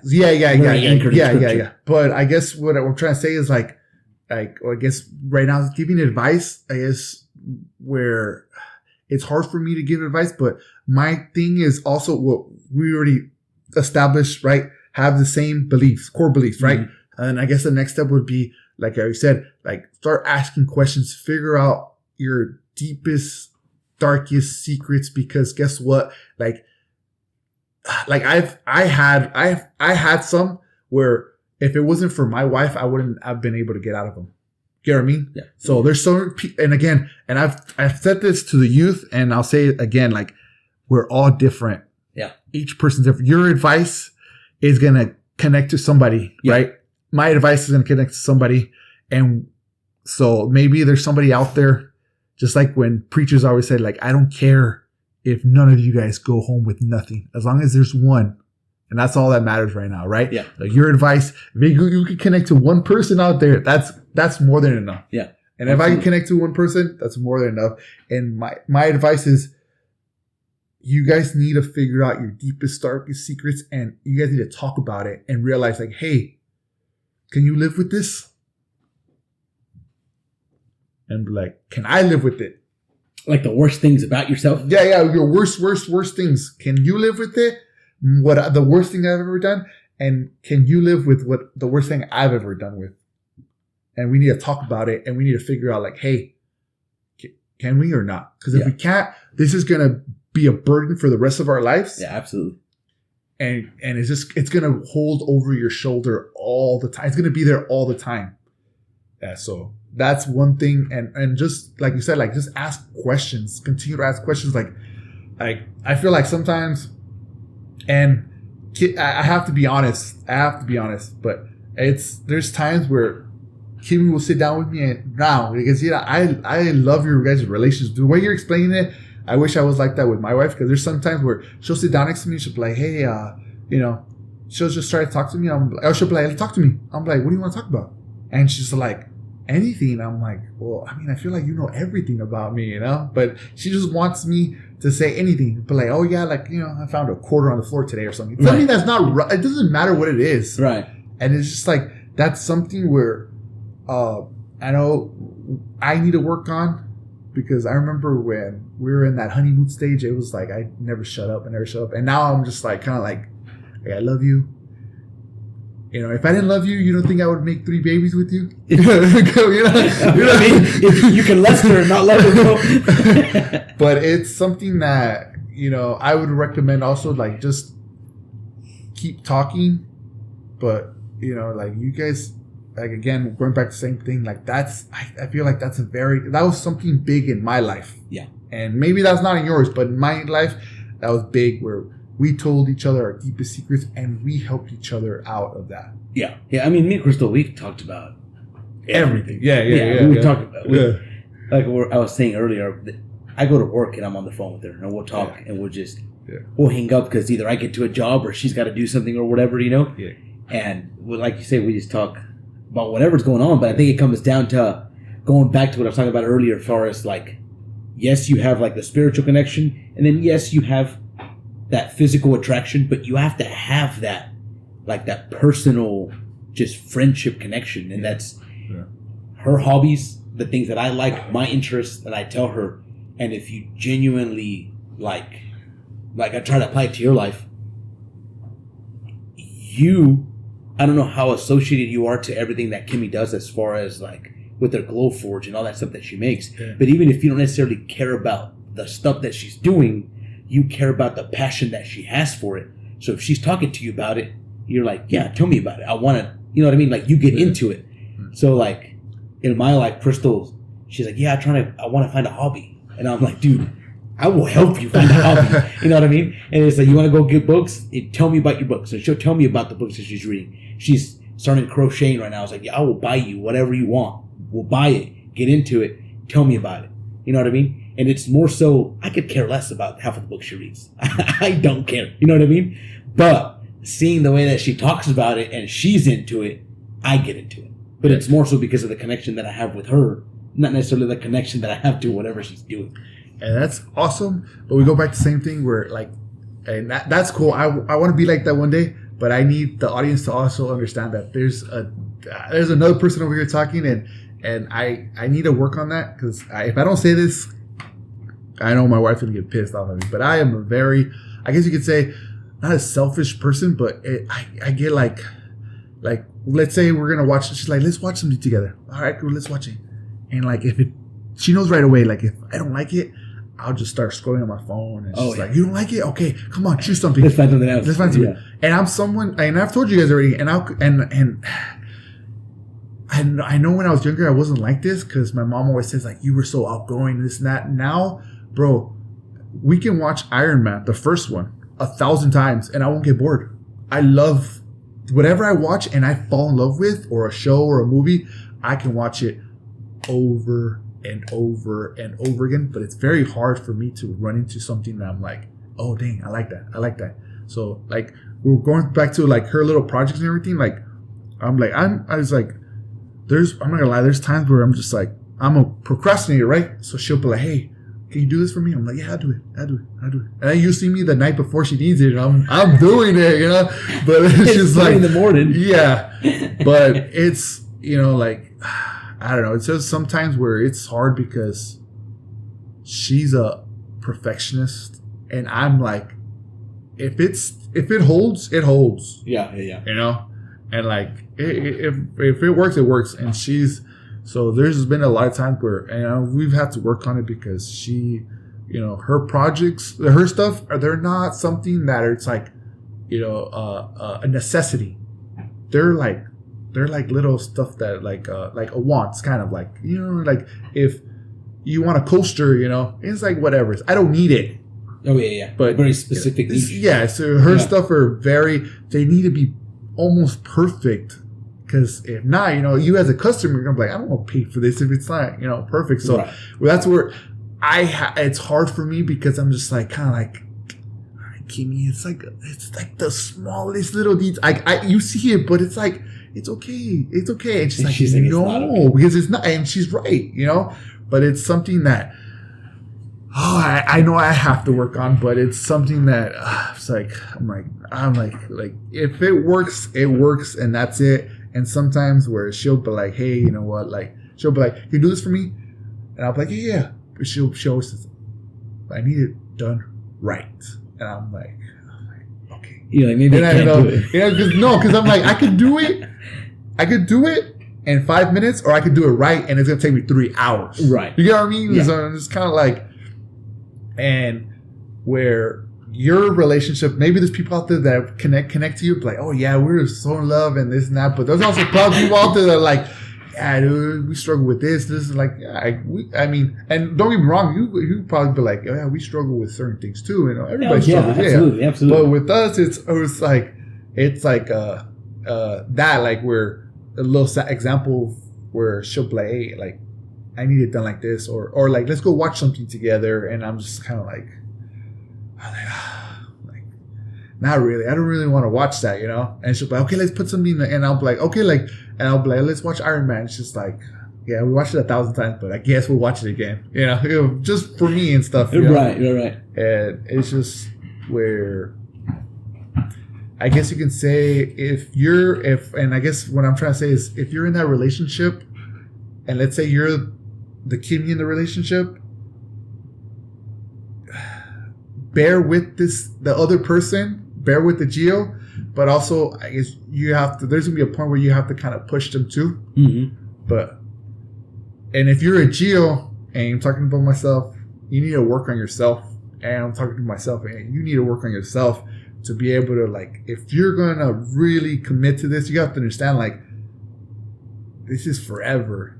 This is your spouse. You're gonna be with them forever. Right. And it's just something that it's not something light, It's not something light, and understand that me and Kimmy, we came into this knowing that there's no such thing as divorce, and that's it. Right. In the conversation, But yeah, if you're dating right now, dude, you need to figure out your pros and your cons, but also understand, like, hey, if you're in love. You're in love, like, it doesn't matter, dude. It doesn't matter what they do. You're gonna be in love and blah blah. But also understand that there's gonna be people in your life that maybe they're like, they see something that you don't see, and maybe they're telling you, like, hey, that's a big red flag. Can you live with that? And then you have to be honest with yourself and ask yourself, like, can I live with that? And not expect that person to always change. No, because I heard someone say, like, look at patterns, not potential. You know what I mean? Look at who you're dating right now, the things that they do right now, how they act right now, how they carry themselves right now, not with who you envision them being. Yeah. Because that's falling in love with potential. Yeah. But potential, it doesn't matter. Like, you fall in love with pattern, what they show, what they're doing, how they're acting right now. Yeah. But I mean, it's something that it's. I mean, don't get me wrong. None of us are perfect, and we all have our flaws. But what's gonna be awesome? What's awesome that even to this day, there's times where, especially like after we get in a huge argument, where like our relationship gets so much stronger, and there's people out there that'll be like, oh, you guys, you're not supposed to fight. You're not. It's like, no, on the contrary, you have to have those hard arguments. Yeah. You have to, don't physically beat each other, but but it's okay to have arguments. Yeah, absolutely. And just there's. I mean, it's because you're arguing. Arguing sounds like such a harsh word, but it's the reality of you're talking over something. Mm-hmm. You're talking about something. You're trying to get to an end result, trying to find a resolution. You know what I mean? Yeah. So I agree. That needs to happen. If not, if both of you guys are just going throughout your marriage saying whatever, they just go with the flow. Yeah. And it's not going to lead you anywhere edifying. And those are two right belief. Getting to know each other, your darkest secrets. And I guess the third one I got thrown in there too, that I know I struggled a lot with when I was younger. Now I'm getting better at it, but finances. Yeah. Okay. That's a big thing, and people don't understand how big that is. You gotta ask them how much money you got, how much debt you got. Yeah. Those are the questions you have to ask, and it's like you cannot be embarrassed to ask those questions. You can't be embarrassed to answer those questions either. You need to be like, hey, you know what? I don't have a dime to my name. Yeah, absolutely. And it's like, can you live with that too? And that's one thing that I'm not gonna lie, my wife has helped me a lot. I remember when we were first dating, I was like, I would pay for her all the time, pay for everything. I would pay for everybody. I was just somebody that always wanted to pay. And she had this like, hey, you got to slow down. You pay for me and you, but that's it. Don't pay for everybody. And once we got married as well, it was kind of like I remember when we had Malachi, I was still kind of like with that same mentality. It was like, nah, like, I don't mind paying. I don't mind paying. And finally, it was just like, it was, I guess it was more of an embarrassment. I guess I was embarrassed too, to not say no, but also where I was like, God's blessed me so much that where I can, maybe, I don't know what that individual's going through. Right. But she was like, no, dude, you got to say no. You have to learn how to say no. And that's where something that she's helped me out a lot with too. And these are the tough questions that you have to ask. And we asked ourselves, we opened our closets and we looked into each other's closet and we saw everything, the darkest stuff, and figured out like, and asked each other the same question, like, hey, and don't get me wrong, like, it wasn't easy. It was so close where it was like, there was never going to be a little Malachi, Right. All right. So it's not easy. But also understand that if somebody's opening up to you, that's something very, very sensitive. Yeah. They're opening up to you. They're not opening up to the whole world. Don't turn around and be like, hey, like something like that. No, this is something that it's vulnerability is, that's something very, very hard. I struggled a lot with that. And now Kimmy's like, bro, you are not. You're too open, bro. You're too open. Yeah. I was just like, keep stuff to yourself a little bit. Mm-hmm. And it's just something that there were certain things that I had my walls up to, and once I broke them down to her, it was just like I wasn't scared anymore. I was like, hey, that's it. So if you are with somebody, or let's say you have something that you're embarrassed about, or you're like, I have a past of something that I did. You need to tell this individual before you guys continue moving forward. Yeah. So you don't waste your time and you won't waste the other person's time. Yeah. Right? It doesn't matter about physical attributes, and then even like, if you say like, no, I'm in love with this, person, like, you got to pray about it and ask God to say, you know what, take this away from me. Like, you know, make me look past this, whatever mind this individual has. And if you can't, maybe God's telling you like, hey, this isn't your person for you, you know? Yep. So yeah, the thing with the prayer like that though is that you have to be open to the answer that He's got. Oh yeah, because a lot of times we'll go in with God, if you do this, I'll take it like this. Yeah. And then we're like, we put up a lot of contingencies to everything that we say. Yeah, that's true. So just like if you're gonna ask God for a black and white, you got to be prepared for a black and white answer. Yeah, that's another one that's tough too. And I think I've told the youth too. I'm like, hey, you know, be fearful and don't ask God to take you to the next step if you're not ready for that. You know, 100%. Like if you know, and it's the same thing as relationship. Like if you know where you're at, you know. But me personally, I had no business of getting married, you know, and I still did it, and we're here now, and you know, I can't live without her anymore. Right. But you know, that's happily ever ending, right? But it's not always like that. Right. So what I recommend is you start with those, and then work your way to get to where you need to be. And I know it's going to be you too, but I think the next step too is have a great relationship with your in-laws. Mm-hmm. Your in-laws it needs to be a great relationship, but also you have to be able to put your foot down and tell them, hey, this is a line. You ain't crossing this one, and that's it. Right. All right. You know, I love you guys. I really do, but this is line, and that's it right here.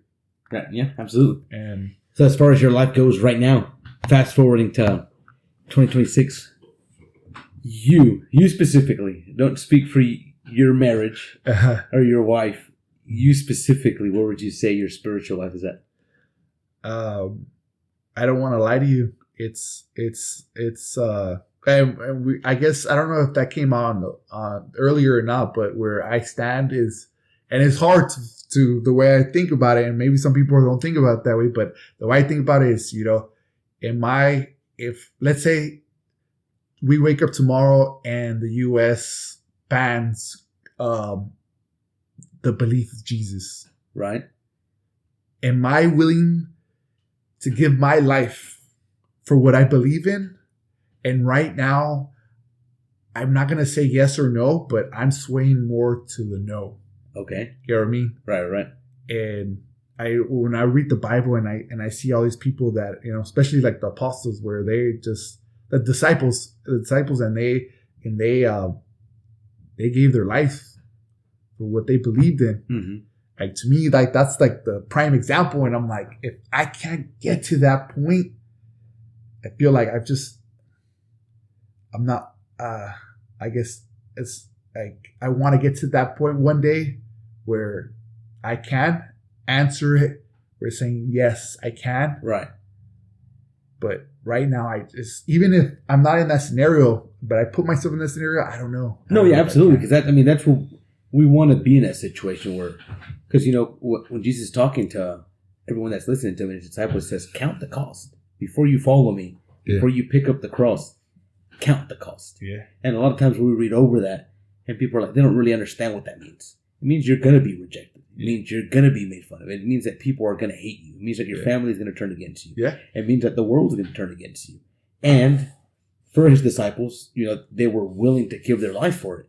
But if we look at it from the perspective of them themselves, that was the biggest witness to Jesus being on earth, that Jesus giving his life for us. You know what I mean? Of Jesus not only giving his life at the cross, but of resurrecting. It's because you have these 12 men who, if they didn't really believe, they could have easily said, like, no, he didn't actually resurrect. Yeah. And they would have lived, but it would have discredited Jesus' resurrection. Yeah. But they were willing to die for something that not only they believed in, but they witnessed, they saw, you know what I mean? They lived in it, saying, no, this is true. Right. This happened, and I'm willing to give my life for it. So I'll ask you, since you said that you're kind of in that situation where you're leaning towards the no, what do you think it would take for you to, or like, what do you think needs to happen in your life for you, whether it be changes or whether it be commitment or whether it be whatever, that would take Gio to get from where you're at right now to where Gio needs to be? Yeah. Well, I guess it would have, it's all on me. At the end of the day, it would have to be me, completely changing where, like, I know what are the things that are holding me back, but am I willing to get rid of that stuff? And like, I guess not get rid of it, but in a sense where it just cut down on it. The things that are kind of like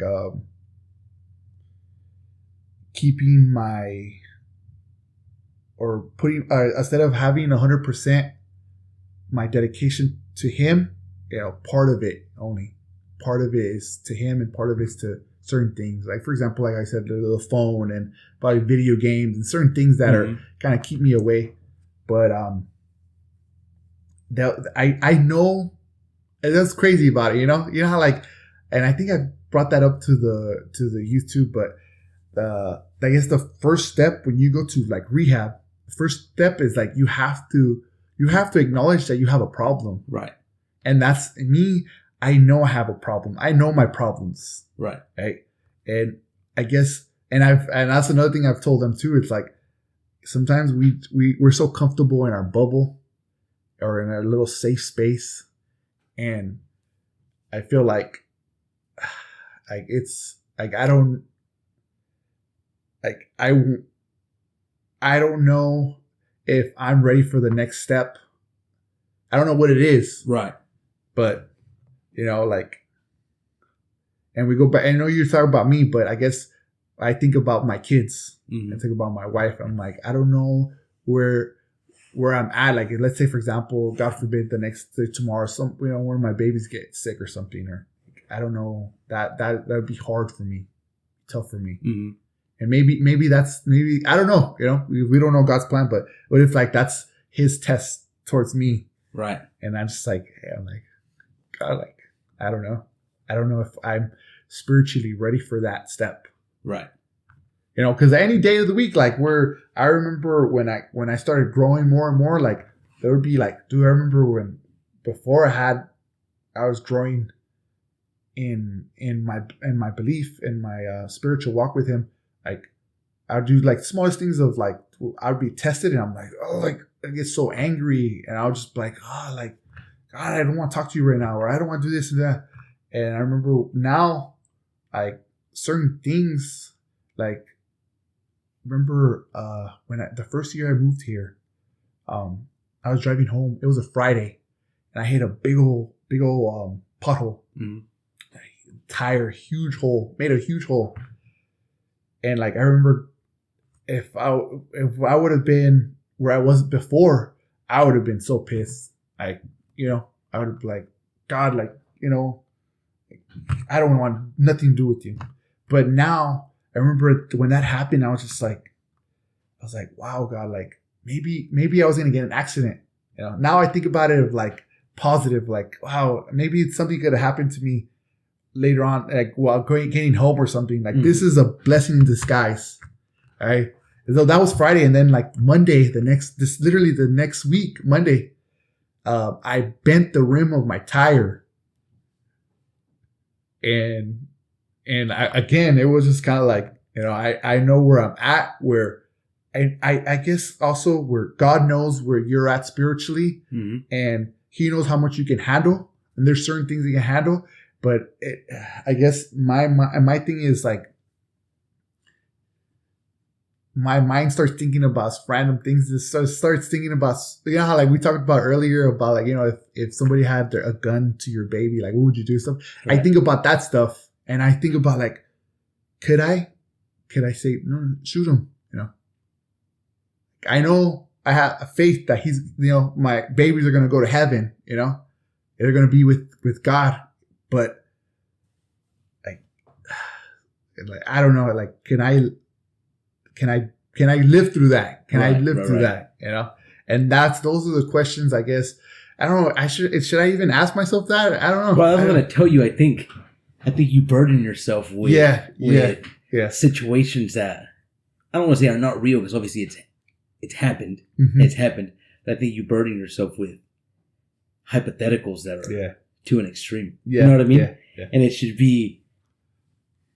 You should not necessarily burden yourself. You should ask yourself more realistic questions in the sense to test your faith. You know what I mean? Yeah, yeah. This is just me looking from the outside as far as like, what would you be willing to do, or or what would it take? Because I ask myself questions like that too, not to that extreme, but I ask myself questions like, what would it take for me to separate from God? You know, because me personally. Again, this is me speaking for myself.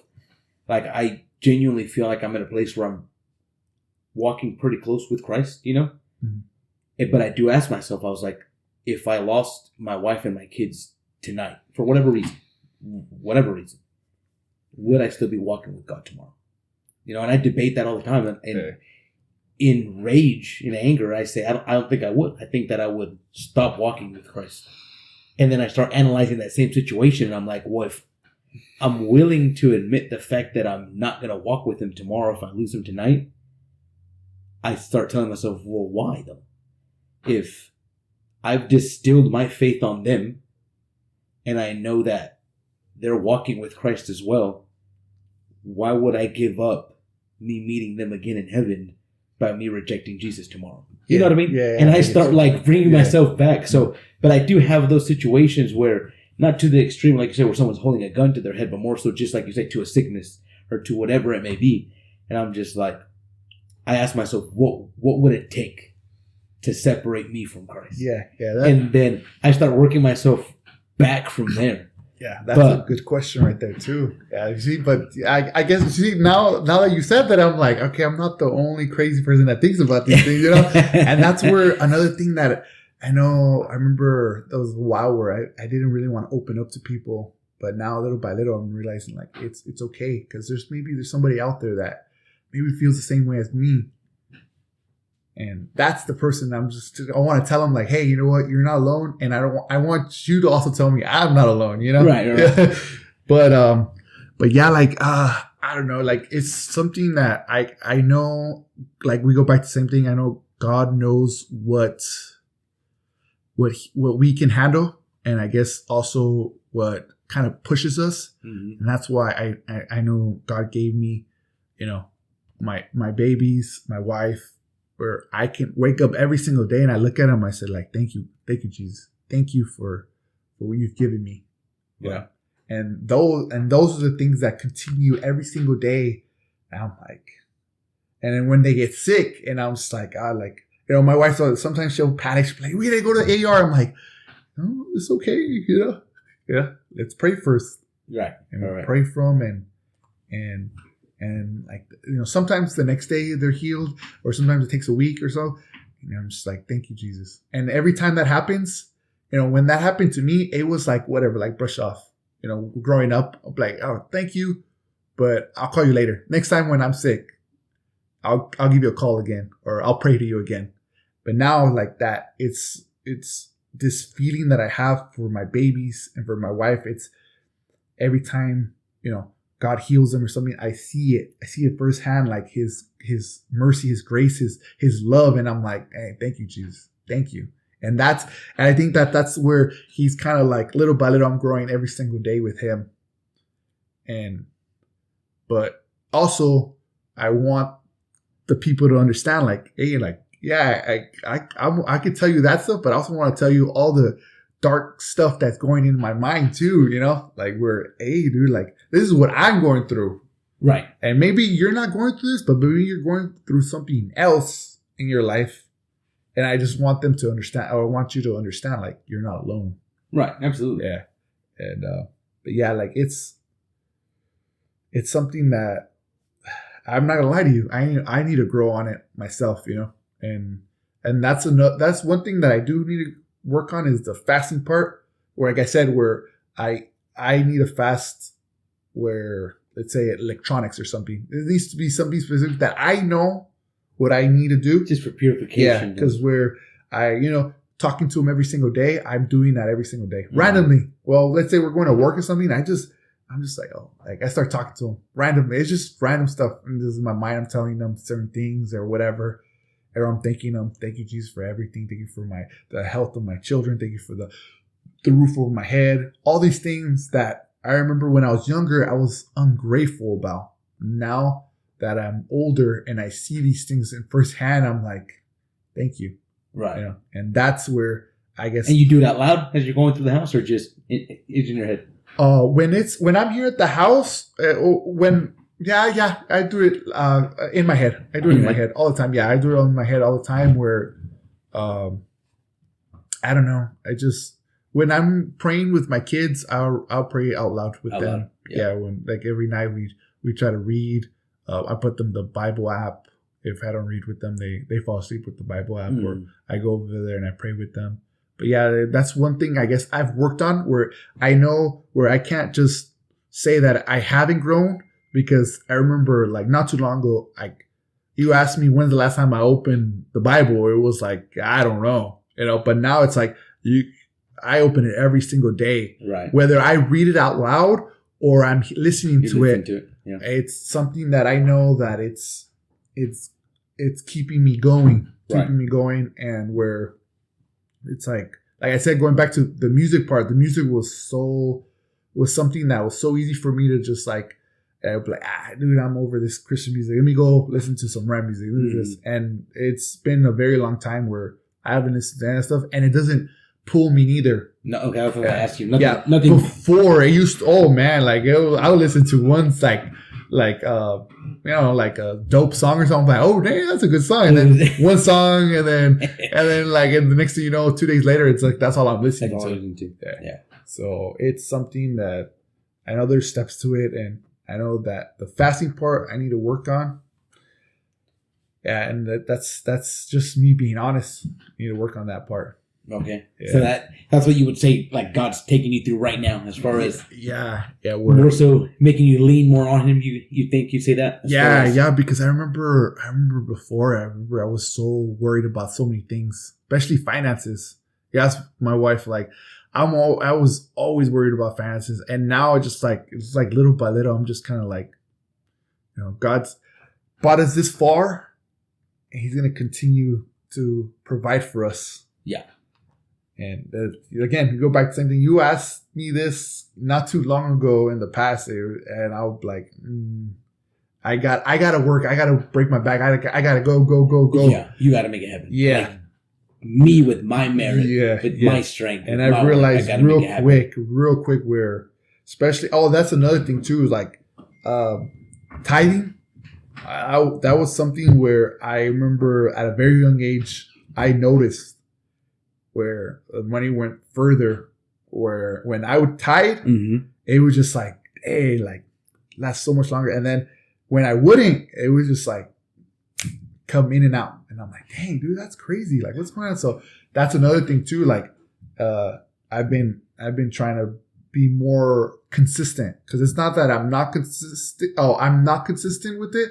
But let's just say, for example, like I'll let's say like a month in or something, I won't put it, and then like I'll pay for that whole month.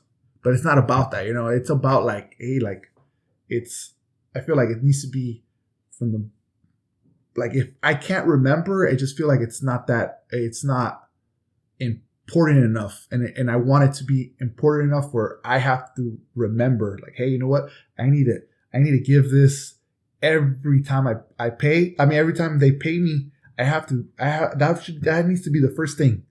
And I need to put my faith in God, like saying that, you know what, like God, like, I gotta give you my 10% and you're going to take care of the rest. And every time that happens, it never fails. It never fails. And I'm like, that's crazy. And there's times where I'm just like, I look at my wife and I'm like, dude, like how? And she's like, that's, it's God. That's whenever you let Him do what He does. Yeah. Like, wow, it's crazy. So just to get things a little bit more lighthearted, and then we'll go to wrap it up. Mm-hmm. I'm asking some rapid fire questions. Oh, okay. All right. Try to keep it condensed. If you could sit down with for coffee with one person from the Bible besides Jesus, Oh, I was already gonna say. I was like, okay. who would it be? Oh, I would have to say Adam. What's your go-to worship song right now? Ooh, I don't know it by memory, but I have two. I would have to get my phone. Oh, I love both of them.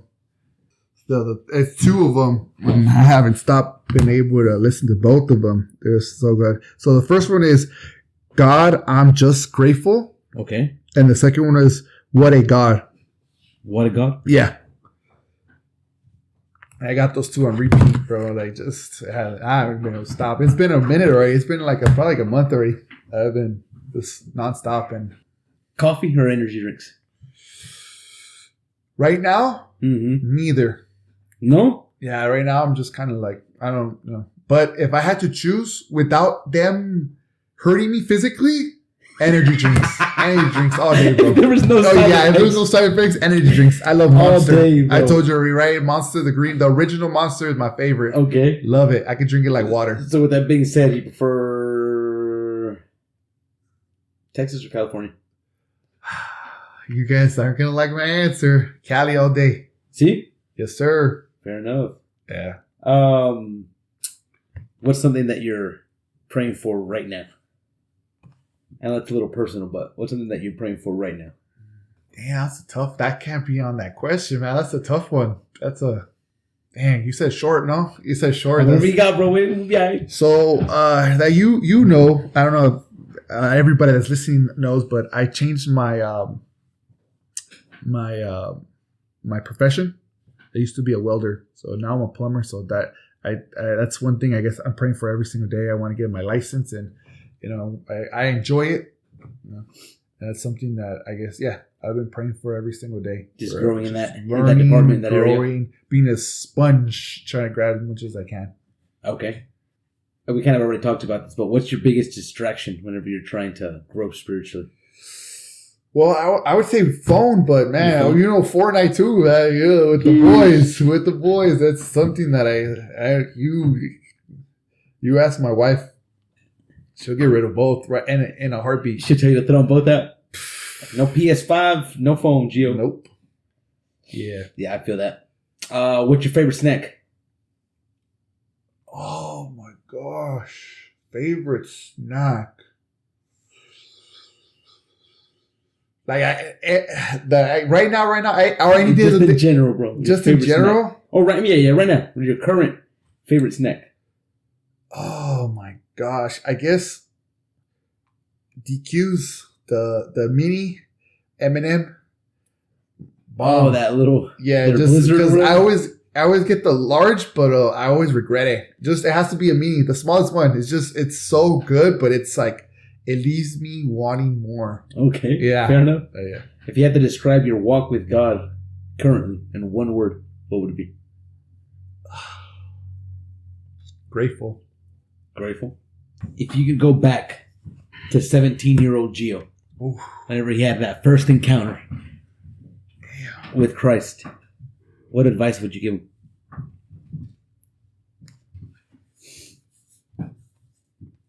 Find your wife fast. No, just kidding.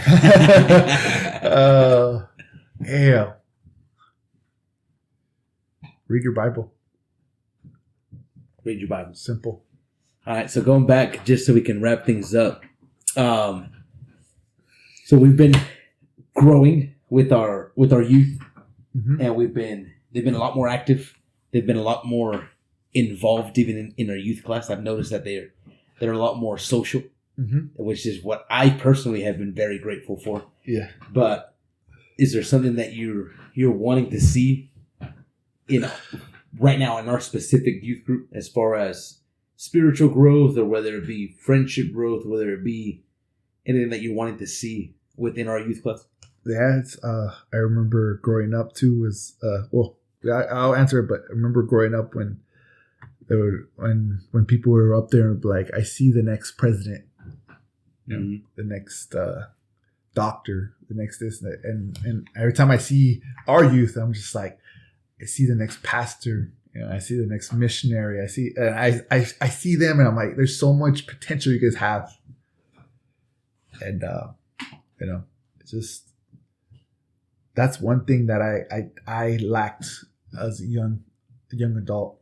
That fire, and I see them, and I'm just like, don't waste your youth, right? You know, that was that. I remember that being the cliche whenever we would go to all the youth services. I remember all of the pastors coming up and just being like exactly what you just said. Don't waste your youth. Like, give your youth to Christ. You know, that way, as you're young, you can do X, Y, Z. And I would always be like, that's such a typical thing for you guys to say. And now that I'm like on this side of it, I'm like, you guys, like, whenever I've had like the privilege of being able to preach to the youth, I always tell them, like, look, I'm 32, but I'm like, I divide my life in 3 sections. I divided into from 0 to 10 when we didn't go to church. We didn't start going to church till I was like 9 or 10 years old. So there was just nothing there. Yeah. And then from 10 to 20, where I say that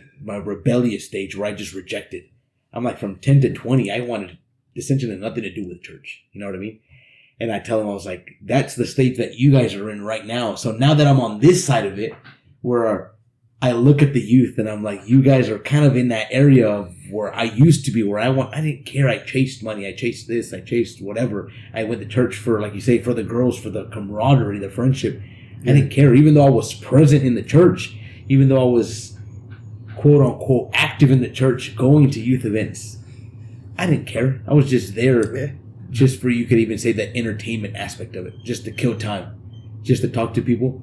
And so I look at it back now and I'm like, dude, like, I even ask myself, where would I be now spiritually if I started earlier? Yeah. You know what I mean? Like, if I started doing things seriously when I was 12, 13, 14, 15 years old, you know? Yeah. And even like a lot of them, I know a lot of them are in their early 20s, but even in your early 20s, like, don't think about where you're at right now, but ask yourself, what am I doing right now that's going to benefit me whenever I'm 35 years old, whenever I'm 40 years old? Because you only start growing whenever you start. So if you wait to start until you're 30, you've lost all the headway that you would have made if you start right now. You know what I mean? Yeah. So I have to agree with you as far as, like, I know I said, like, it's a cliche, but it's those are all, like, man, like, I remember when I was little, they were like, you're gonna blink and you're gonna be my age. I remember the guests that would come to school, they're like, you're young right now, you're not always gonna be young. And I remember, like, I'm always gonna be young. I'm always gonna be young. And, like, I was so foolish, I guess you could say, to say that. I'm like, bro, like, look at me now, you know, I blinked and my knees hurt. My body, you sneeze and your ribs hurt, bro. It's bad. Everything, yeah. And it's, and that's one thing, and that's cool that you can say that. And to me, what I've learned, especially, you know, giving these classes, that I can tell them now. But before, I was so like, who am I to tell them that I didn't even do it? You know what I mean? And that's absolutely what eats me up. What was eating me up before? Yeah. And now I'm just like, you know, like, it's so, and I've said this too, but sometimes when preachers would say, like, hey, you know, just as long as this preaching's for one person, and sometimes that preaching's for the preacher himself. You know, and I was like, and I've thought about that sometimes, where I'll give these lessons, I'm like, or I'll start getting these, I'll start studying and stuff, and my wife's like, hey, that sounds like kind of like you, and I was like, yeah, you're right. And I don't want to talk about it, but you know, you, it's not what you want to talk about. Yeah, you know, and that's one thing where I don't know, it's all those little cliches growing up. And now that, like you said, like, we're on this side now, I'm like, and I see them, and I'm like, you guys have so much potential, you know. If one of you guys could be like, yeah, like, I'll give a lesson, or, you know, I'll give a preaching, or I'll do this, I'll do that, you know. And what I try to tell them too, it's like, or anybody that's out there, like, you coming to church and filling the seat, playing on the instrument, or singing, or my dad's a pastor, or my dad's a minister, like, that stuff's not gonna get you to heaven. Yeah. So, It's something that we need to break out of the bubble. And I include myself, sometimes I need to break out that bubble, out of that comfort zone. Get out of your comfort zone, yeah. Yeah, and it's just something that I've tried to tell them, like, hey, and what's sad to say is, and I saw this last time when your dad was trying to test the church, and I realized we are spiritually dead. It's sad because we were asking simple questions that I'm looking around like, how do we know this stuff? Right. And I remember we were talking about it here at the house, and and my mom was like, I knew all the questions. I was trying to let other people answer, and nobody answered. And I'm just kind of like, you're right, And I was included in that too, where I realized like, hey, I don't know, And that's why that's another reason why I've been like reading more and more, because I'm like I need to read the context. I can't just know the stories. Yeah. Where I start reading like David and Goliath, and there's so much detail that doesn't. Absolutely, man. Like now that you say that, I've told the youth before. I don't know if I've ever brought it up since we started recording our youth classes, but I used to tell them, I was like, I feel like at some point in my life, and I still feel the same way. I was like, I want to write a book. I don't know if I want to write a book or like make a series. And I've always had it in the back of my mind, why does he need to do it? And I've always called it like growing up with the Bible. Because a lot of the time I can ask you, hey, tell me about the story of David and Goliath. Yeah. Or tell me the story of Noah. And what comes to mind is like a big old boat, a rainbow, and a whole bunch of animals. I'm like, dude, there's so much more to it than that. But it's almost like we stop absorbing the moment we get out of elementary grade Sunday school. Yeah. And then when we get into like general church and they no longer revisit those stories, we stayed with the mentality of like, hey, all my Bible characters, instead of envisioning him as like the strong spiritual men that they were, I still envision them as like a vegetable off VeggieTales. You know what I mean? And I'm like, we need to spiritually grow up with what we're reading to where whenever we think of a character, we don't see a tomato, we don't see a cucumber, and it's these people from VeggieTales from early on, and we actually see what the Bible is telling you. But it comes down to, like you say, of revisiting everything that we learned early on and read the context. Learn the theology behind everything as far as what the Bible is telling us, but with our not only spiritual maturity, but also like our wisdom and the knowledge that we've gained over the years of growing up. And I feel a lot of that comes to like, maybe not everybody grew up in the church, at our church, but maybe just a lot of people like me. I felt like, hey, I grew up in the church. I'm good. Like I know enough. Yeah. And I feel like a lot of them there or just embarrassed too. Like I'm embarrassed too for so long. Like I was like, it's just I would just look up to my dad and my mom like, oh yeah, they know enough. They know enough for me. Yeah.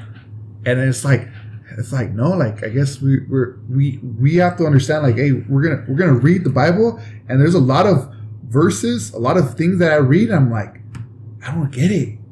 And then like, but sometimes like, and I know, for example, me, if I didn't have my father-in-law or my mom or my dad, people that I can go and ask these questions, I know I would be embarrassed to do it in front of everybody at church. And I feel like some people are embarrassed. Like maybe they are reading the Bible, they're not understanding what they're reading, right? And they're embarrassed to ask a simple question like I don't want to put people on blast, but there was a somebody that not too long ago asked I thought it was like, wow, like that was such a simple question that you should know this. And then I had to step back. I'm like, hey, don't judge, Gio. Like you just learned this last week, bro. Yeah, no, that was kind of like, no, don't judge, Jake. Let them ask, quote unquote, like the easiest or like the most simplest questions, right? Because maybe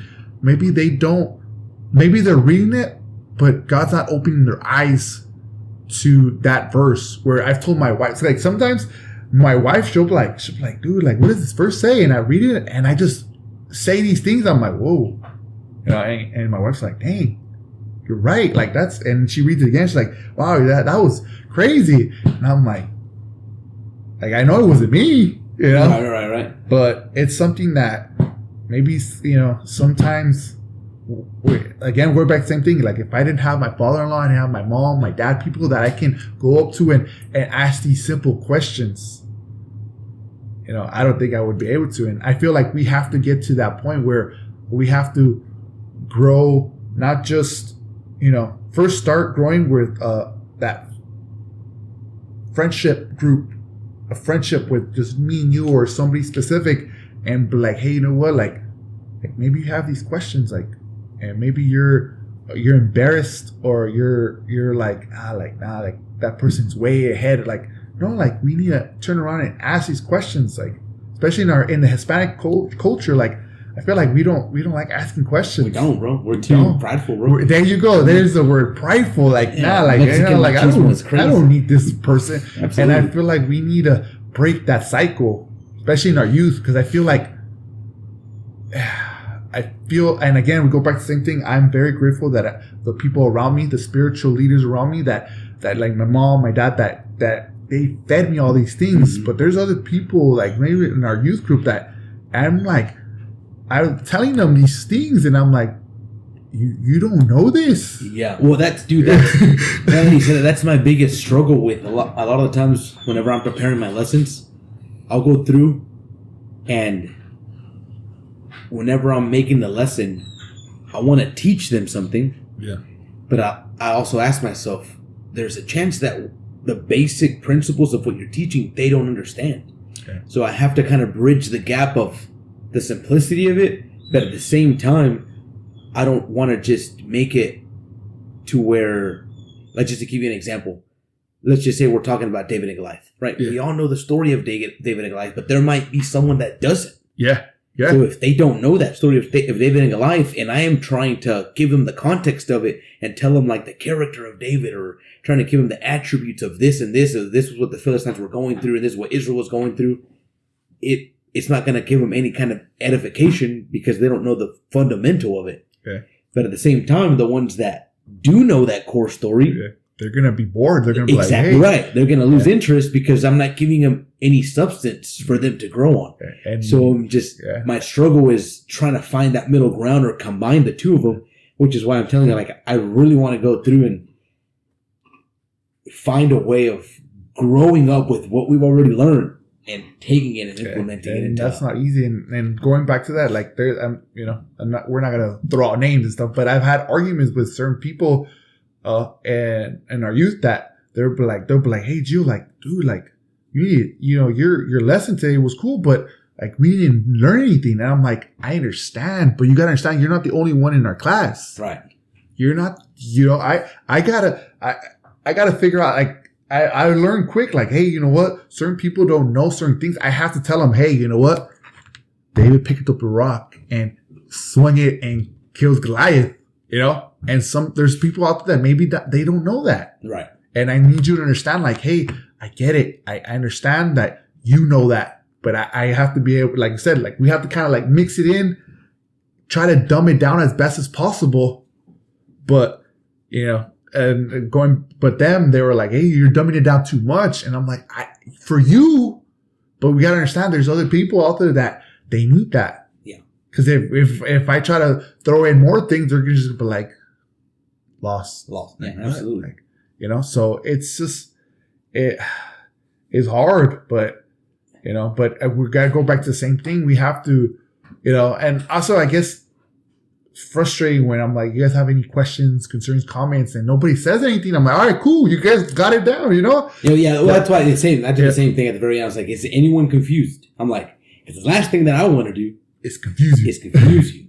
Or to have you leave confused. Yeah. So if you guys are listening, like, whenever me and Joe are asking you guys, or if anyone has any kind of confusion, it's best to voice it. Just ask the question. And what you said once too, and I was like, that's great. I need to throw that in there. And like, you also said, like, and if I don't know the answer to it, I will get it for you. Yeah. And I was like, yeah, like, that's crazy. Like, that's good. And it just kind of like, I'll be the first one to admit that I don't know everything. Yeah. There's a lot more that I don't know than what I do know. Yeah. And I'll openly admit that. So I'm like, because my biggest early on, whenever I would first try to do things, is in my head, I'd be like, I want to have an answer ready.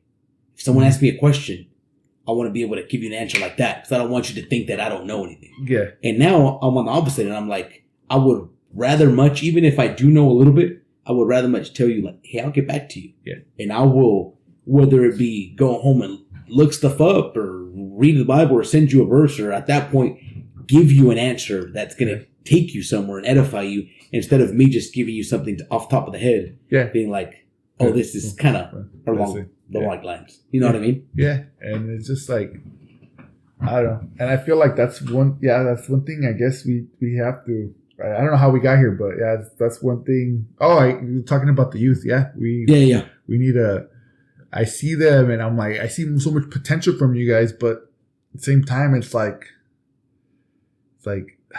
you see a little bit more action. Yeah, a little more action, but that's why it was like, I realized like, cause I remember when I first started and I was like asking questions over the icebreaker, and Kim was like, get rid of the icebreaker. You don't have to always do icebreaker. And I'm like, I understand, but I want them to get involved. I want to hear them, what they will have to think, right? Mm-hmm. Or I want to know, like, do they think the way I think? Or maybe or are they struggling with the same thing that I'm struggling with? Or what I used to struggle with? Or is their struggle completely different? Because I could just keep saying, the things that I'm struggling with. But if they're not struggling with that, then they're just kind of like, okay, like, like, I'm not going to connect to it, Like, for me growing up, I remember when I was in the youth, like, I had a couple, I guess you could say mentors, my cousins, older cousins, that they were really good giving lessons, and they would always, like, every time I would come out, I'm like, man, that was good. But I remember as well, me myself, like, I would never ask questions, even if I was confused, because I was embarrassed to ask questions. Mm-hmm. So, like, I want them to be able to break out of that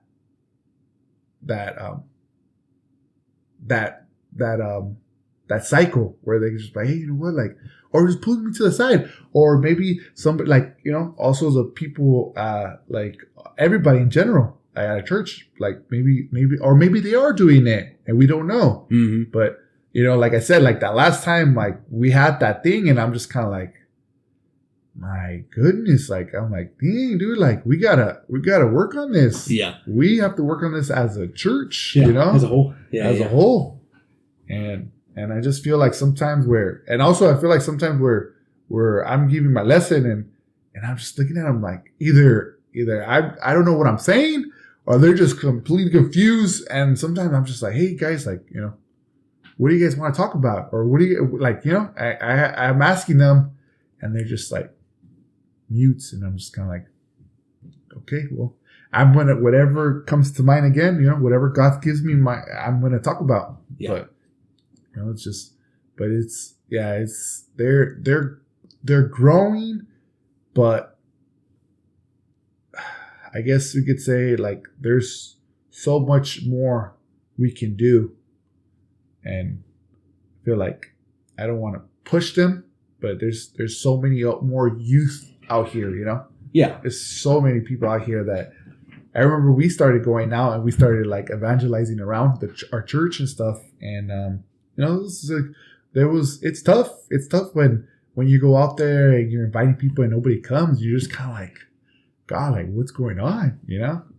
So that's one thing that also I struggle with too. Like, we would go, but like, let's grow our youth. We are growing too. We are growing our youth and everything, and it's just little by little it's growing, but it never I guess exploded, you could say. Mm-hmm. And I guess what I realized is that we just started burning ourselves. It was the same people doing the same thing, and I don't want that to happen here.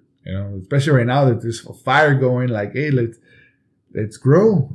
I'm like, hey, like, so that's why I'd be telling certain people, like, hey, you want to give a class, like, and they're like, nah. I'm like, dude, like, what's the worst that can happen, and that's another thing that I'm very grateful for my wife. My wife's the one that pushed me to give the class, Yeah. And I know I have a lot more to learn, but it's something that it challenges me every time. Yeah, that's the thing. It's without getting too much into it. I used to tell people, or I still do, it's like you have to let your responsibilities turn to blessings. Yeah. And the only way that happens is if you're willing to take on that responsibility of saying, you know what, I'm going to do this. And eventually you do it over and over and over again, and it becomes a blessing in your life where you get to the point where whenever you don't do it, you're missing something. You know what I mean? And when you get to that point where whenever you don't do something, you feel like there's something missing, that's whenever that responsibility has turned into a blessing in your life. But it's only going to get there if you take on the responsibility of doing it at first. And sometimes it's going to feel like a burden. Sometimes it's going to feel like an obligation. It's going to feel like something you need to do instead of wanting to do. But that's the only way to go about it. Yeah. But just to wrap things up, Gio, any last words? Any last thoughts, words of advice to the youth or anyone that's listening before? Yeah, well, just, thank you for listening. Continue to listen. Keep seeking God, and it's just whatever you're dealing with right now. It's there's that rainbow on the other side, right? It's gonna be something greater for you on the other side. Like how I always tell the youth too, like, hey, right now maybe you're seeing where you're at, but you don't know what God has for you in the future.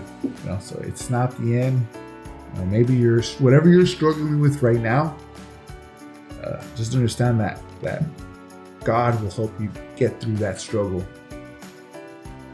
and just keep pushing forward. And we want to hear more people's on this podcast. We have so many different views, different maybe their own opinions. And we have a youth that I know they have so much potential, and we have people out there that are probably listening. And if you got something out of this, thank you, Jesus, for letting them open their ears to this conversation that we had. And like I said, or maybe there's a marriage out there that they're struggling, and they heard this, they're like, hey, you know what? And I'm not the only one that's going through this or something, so. Whoever's listening, if you learn something, great, and share this, and we'll be back. We'll be back next for another video, another podcast. Another podcast here. I want to go down the whole list and do all the youth. So there it is, you guys. Hope you guys enjoyed it. Rate, follow, subscribe on all the platforms. God bless you guys, and remember, always choose faith over fear.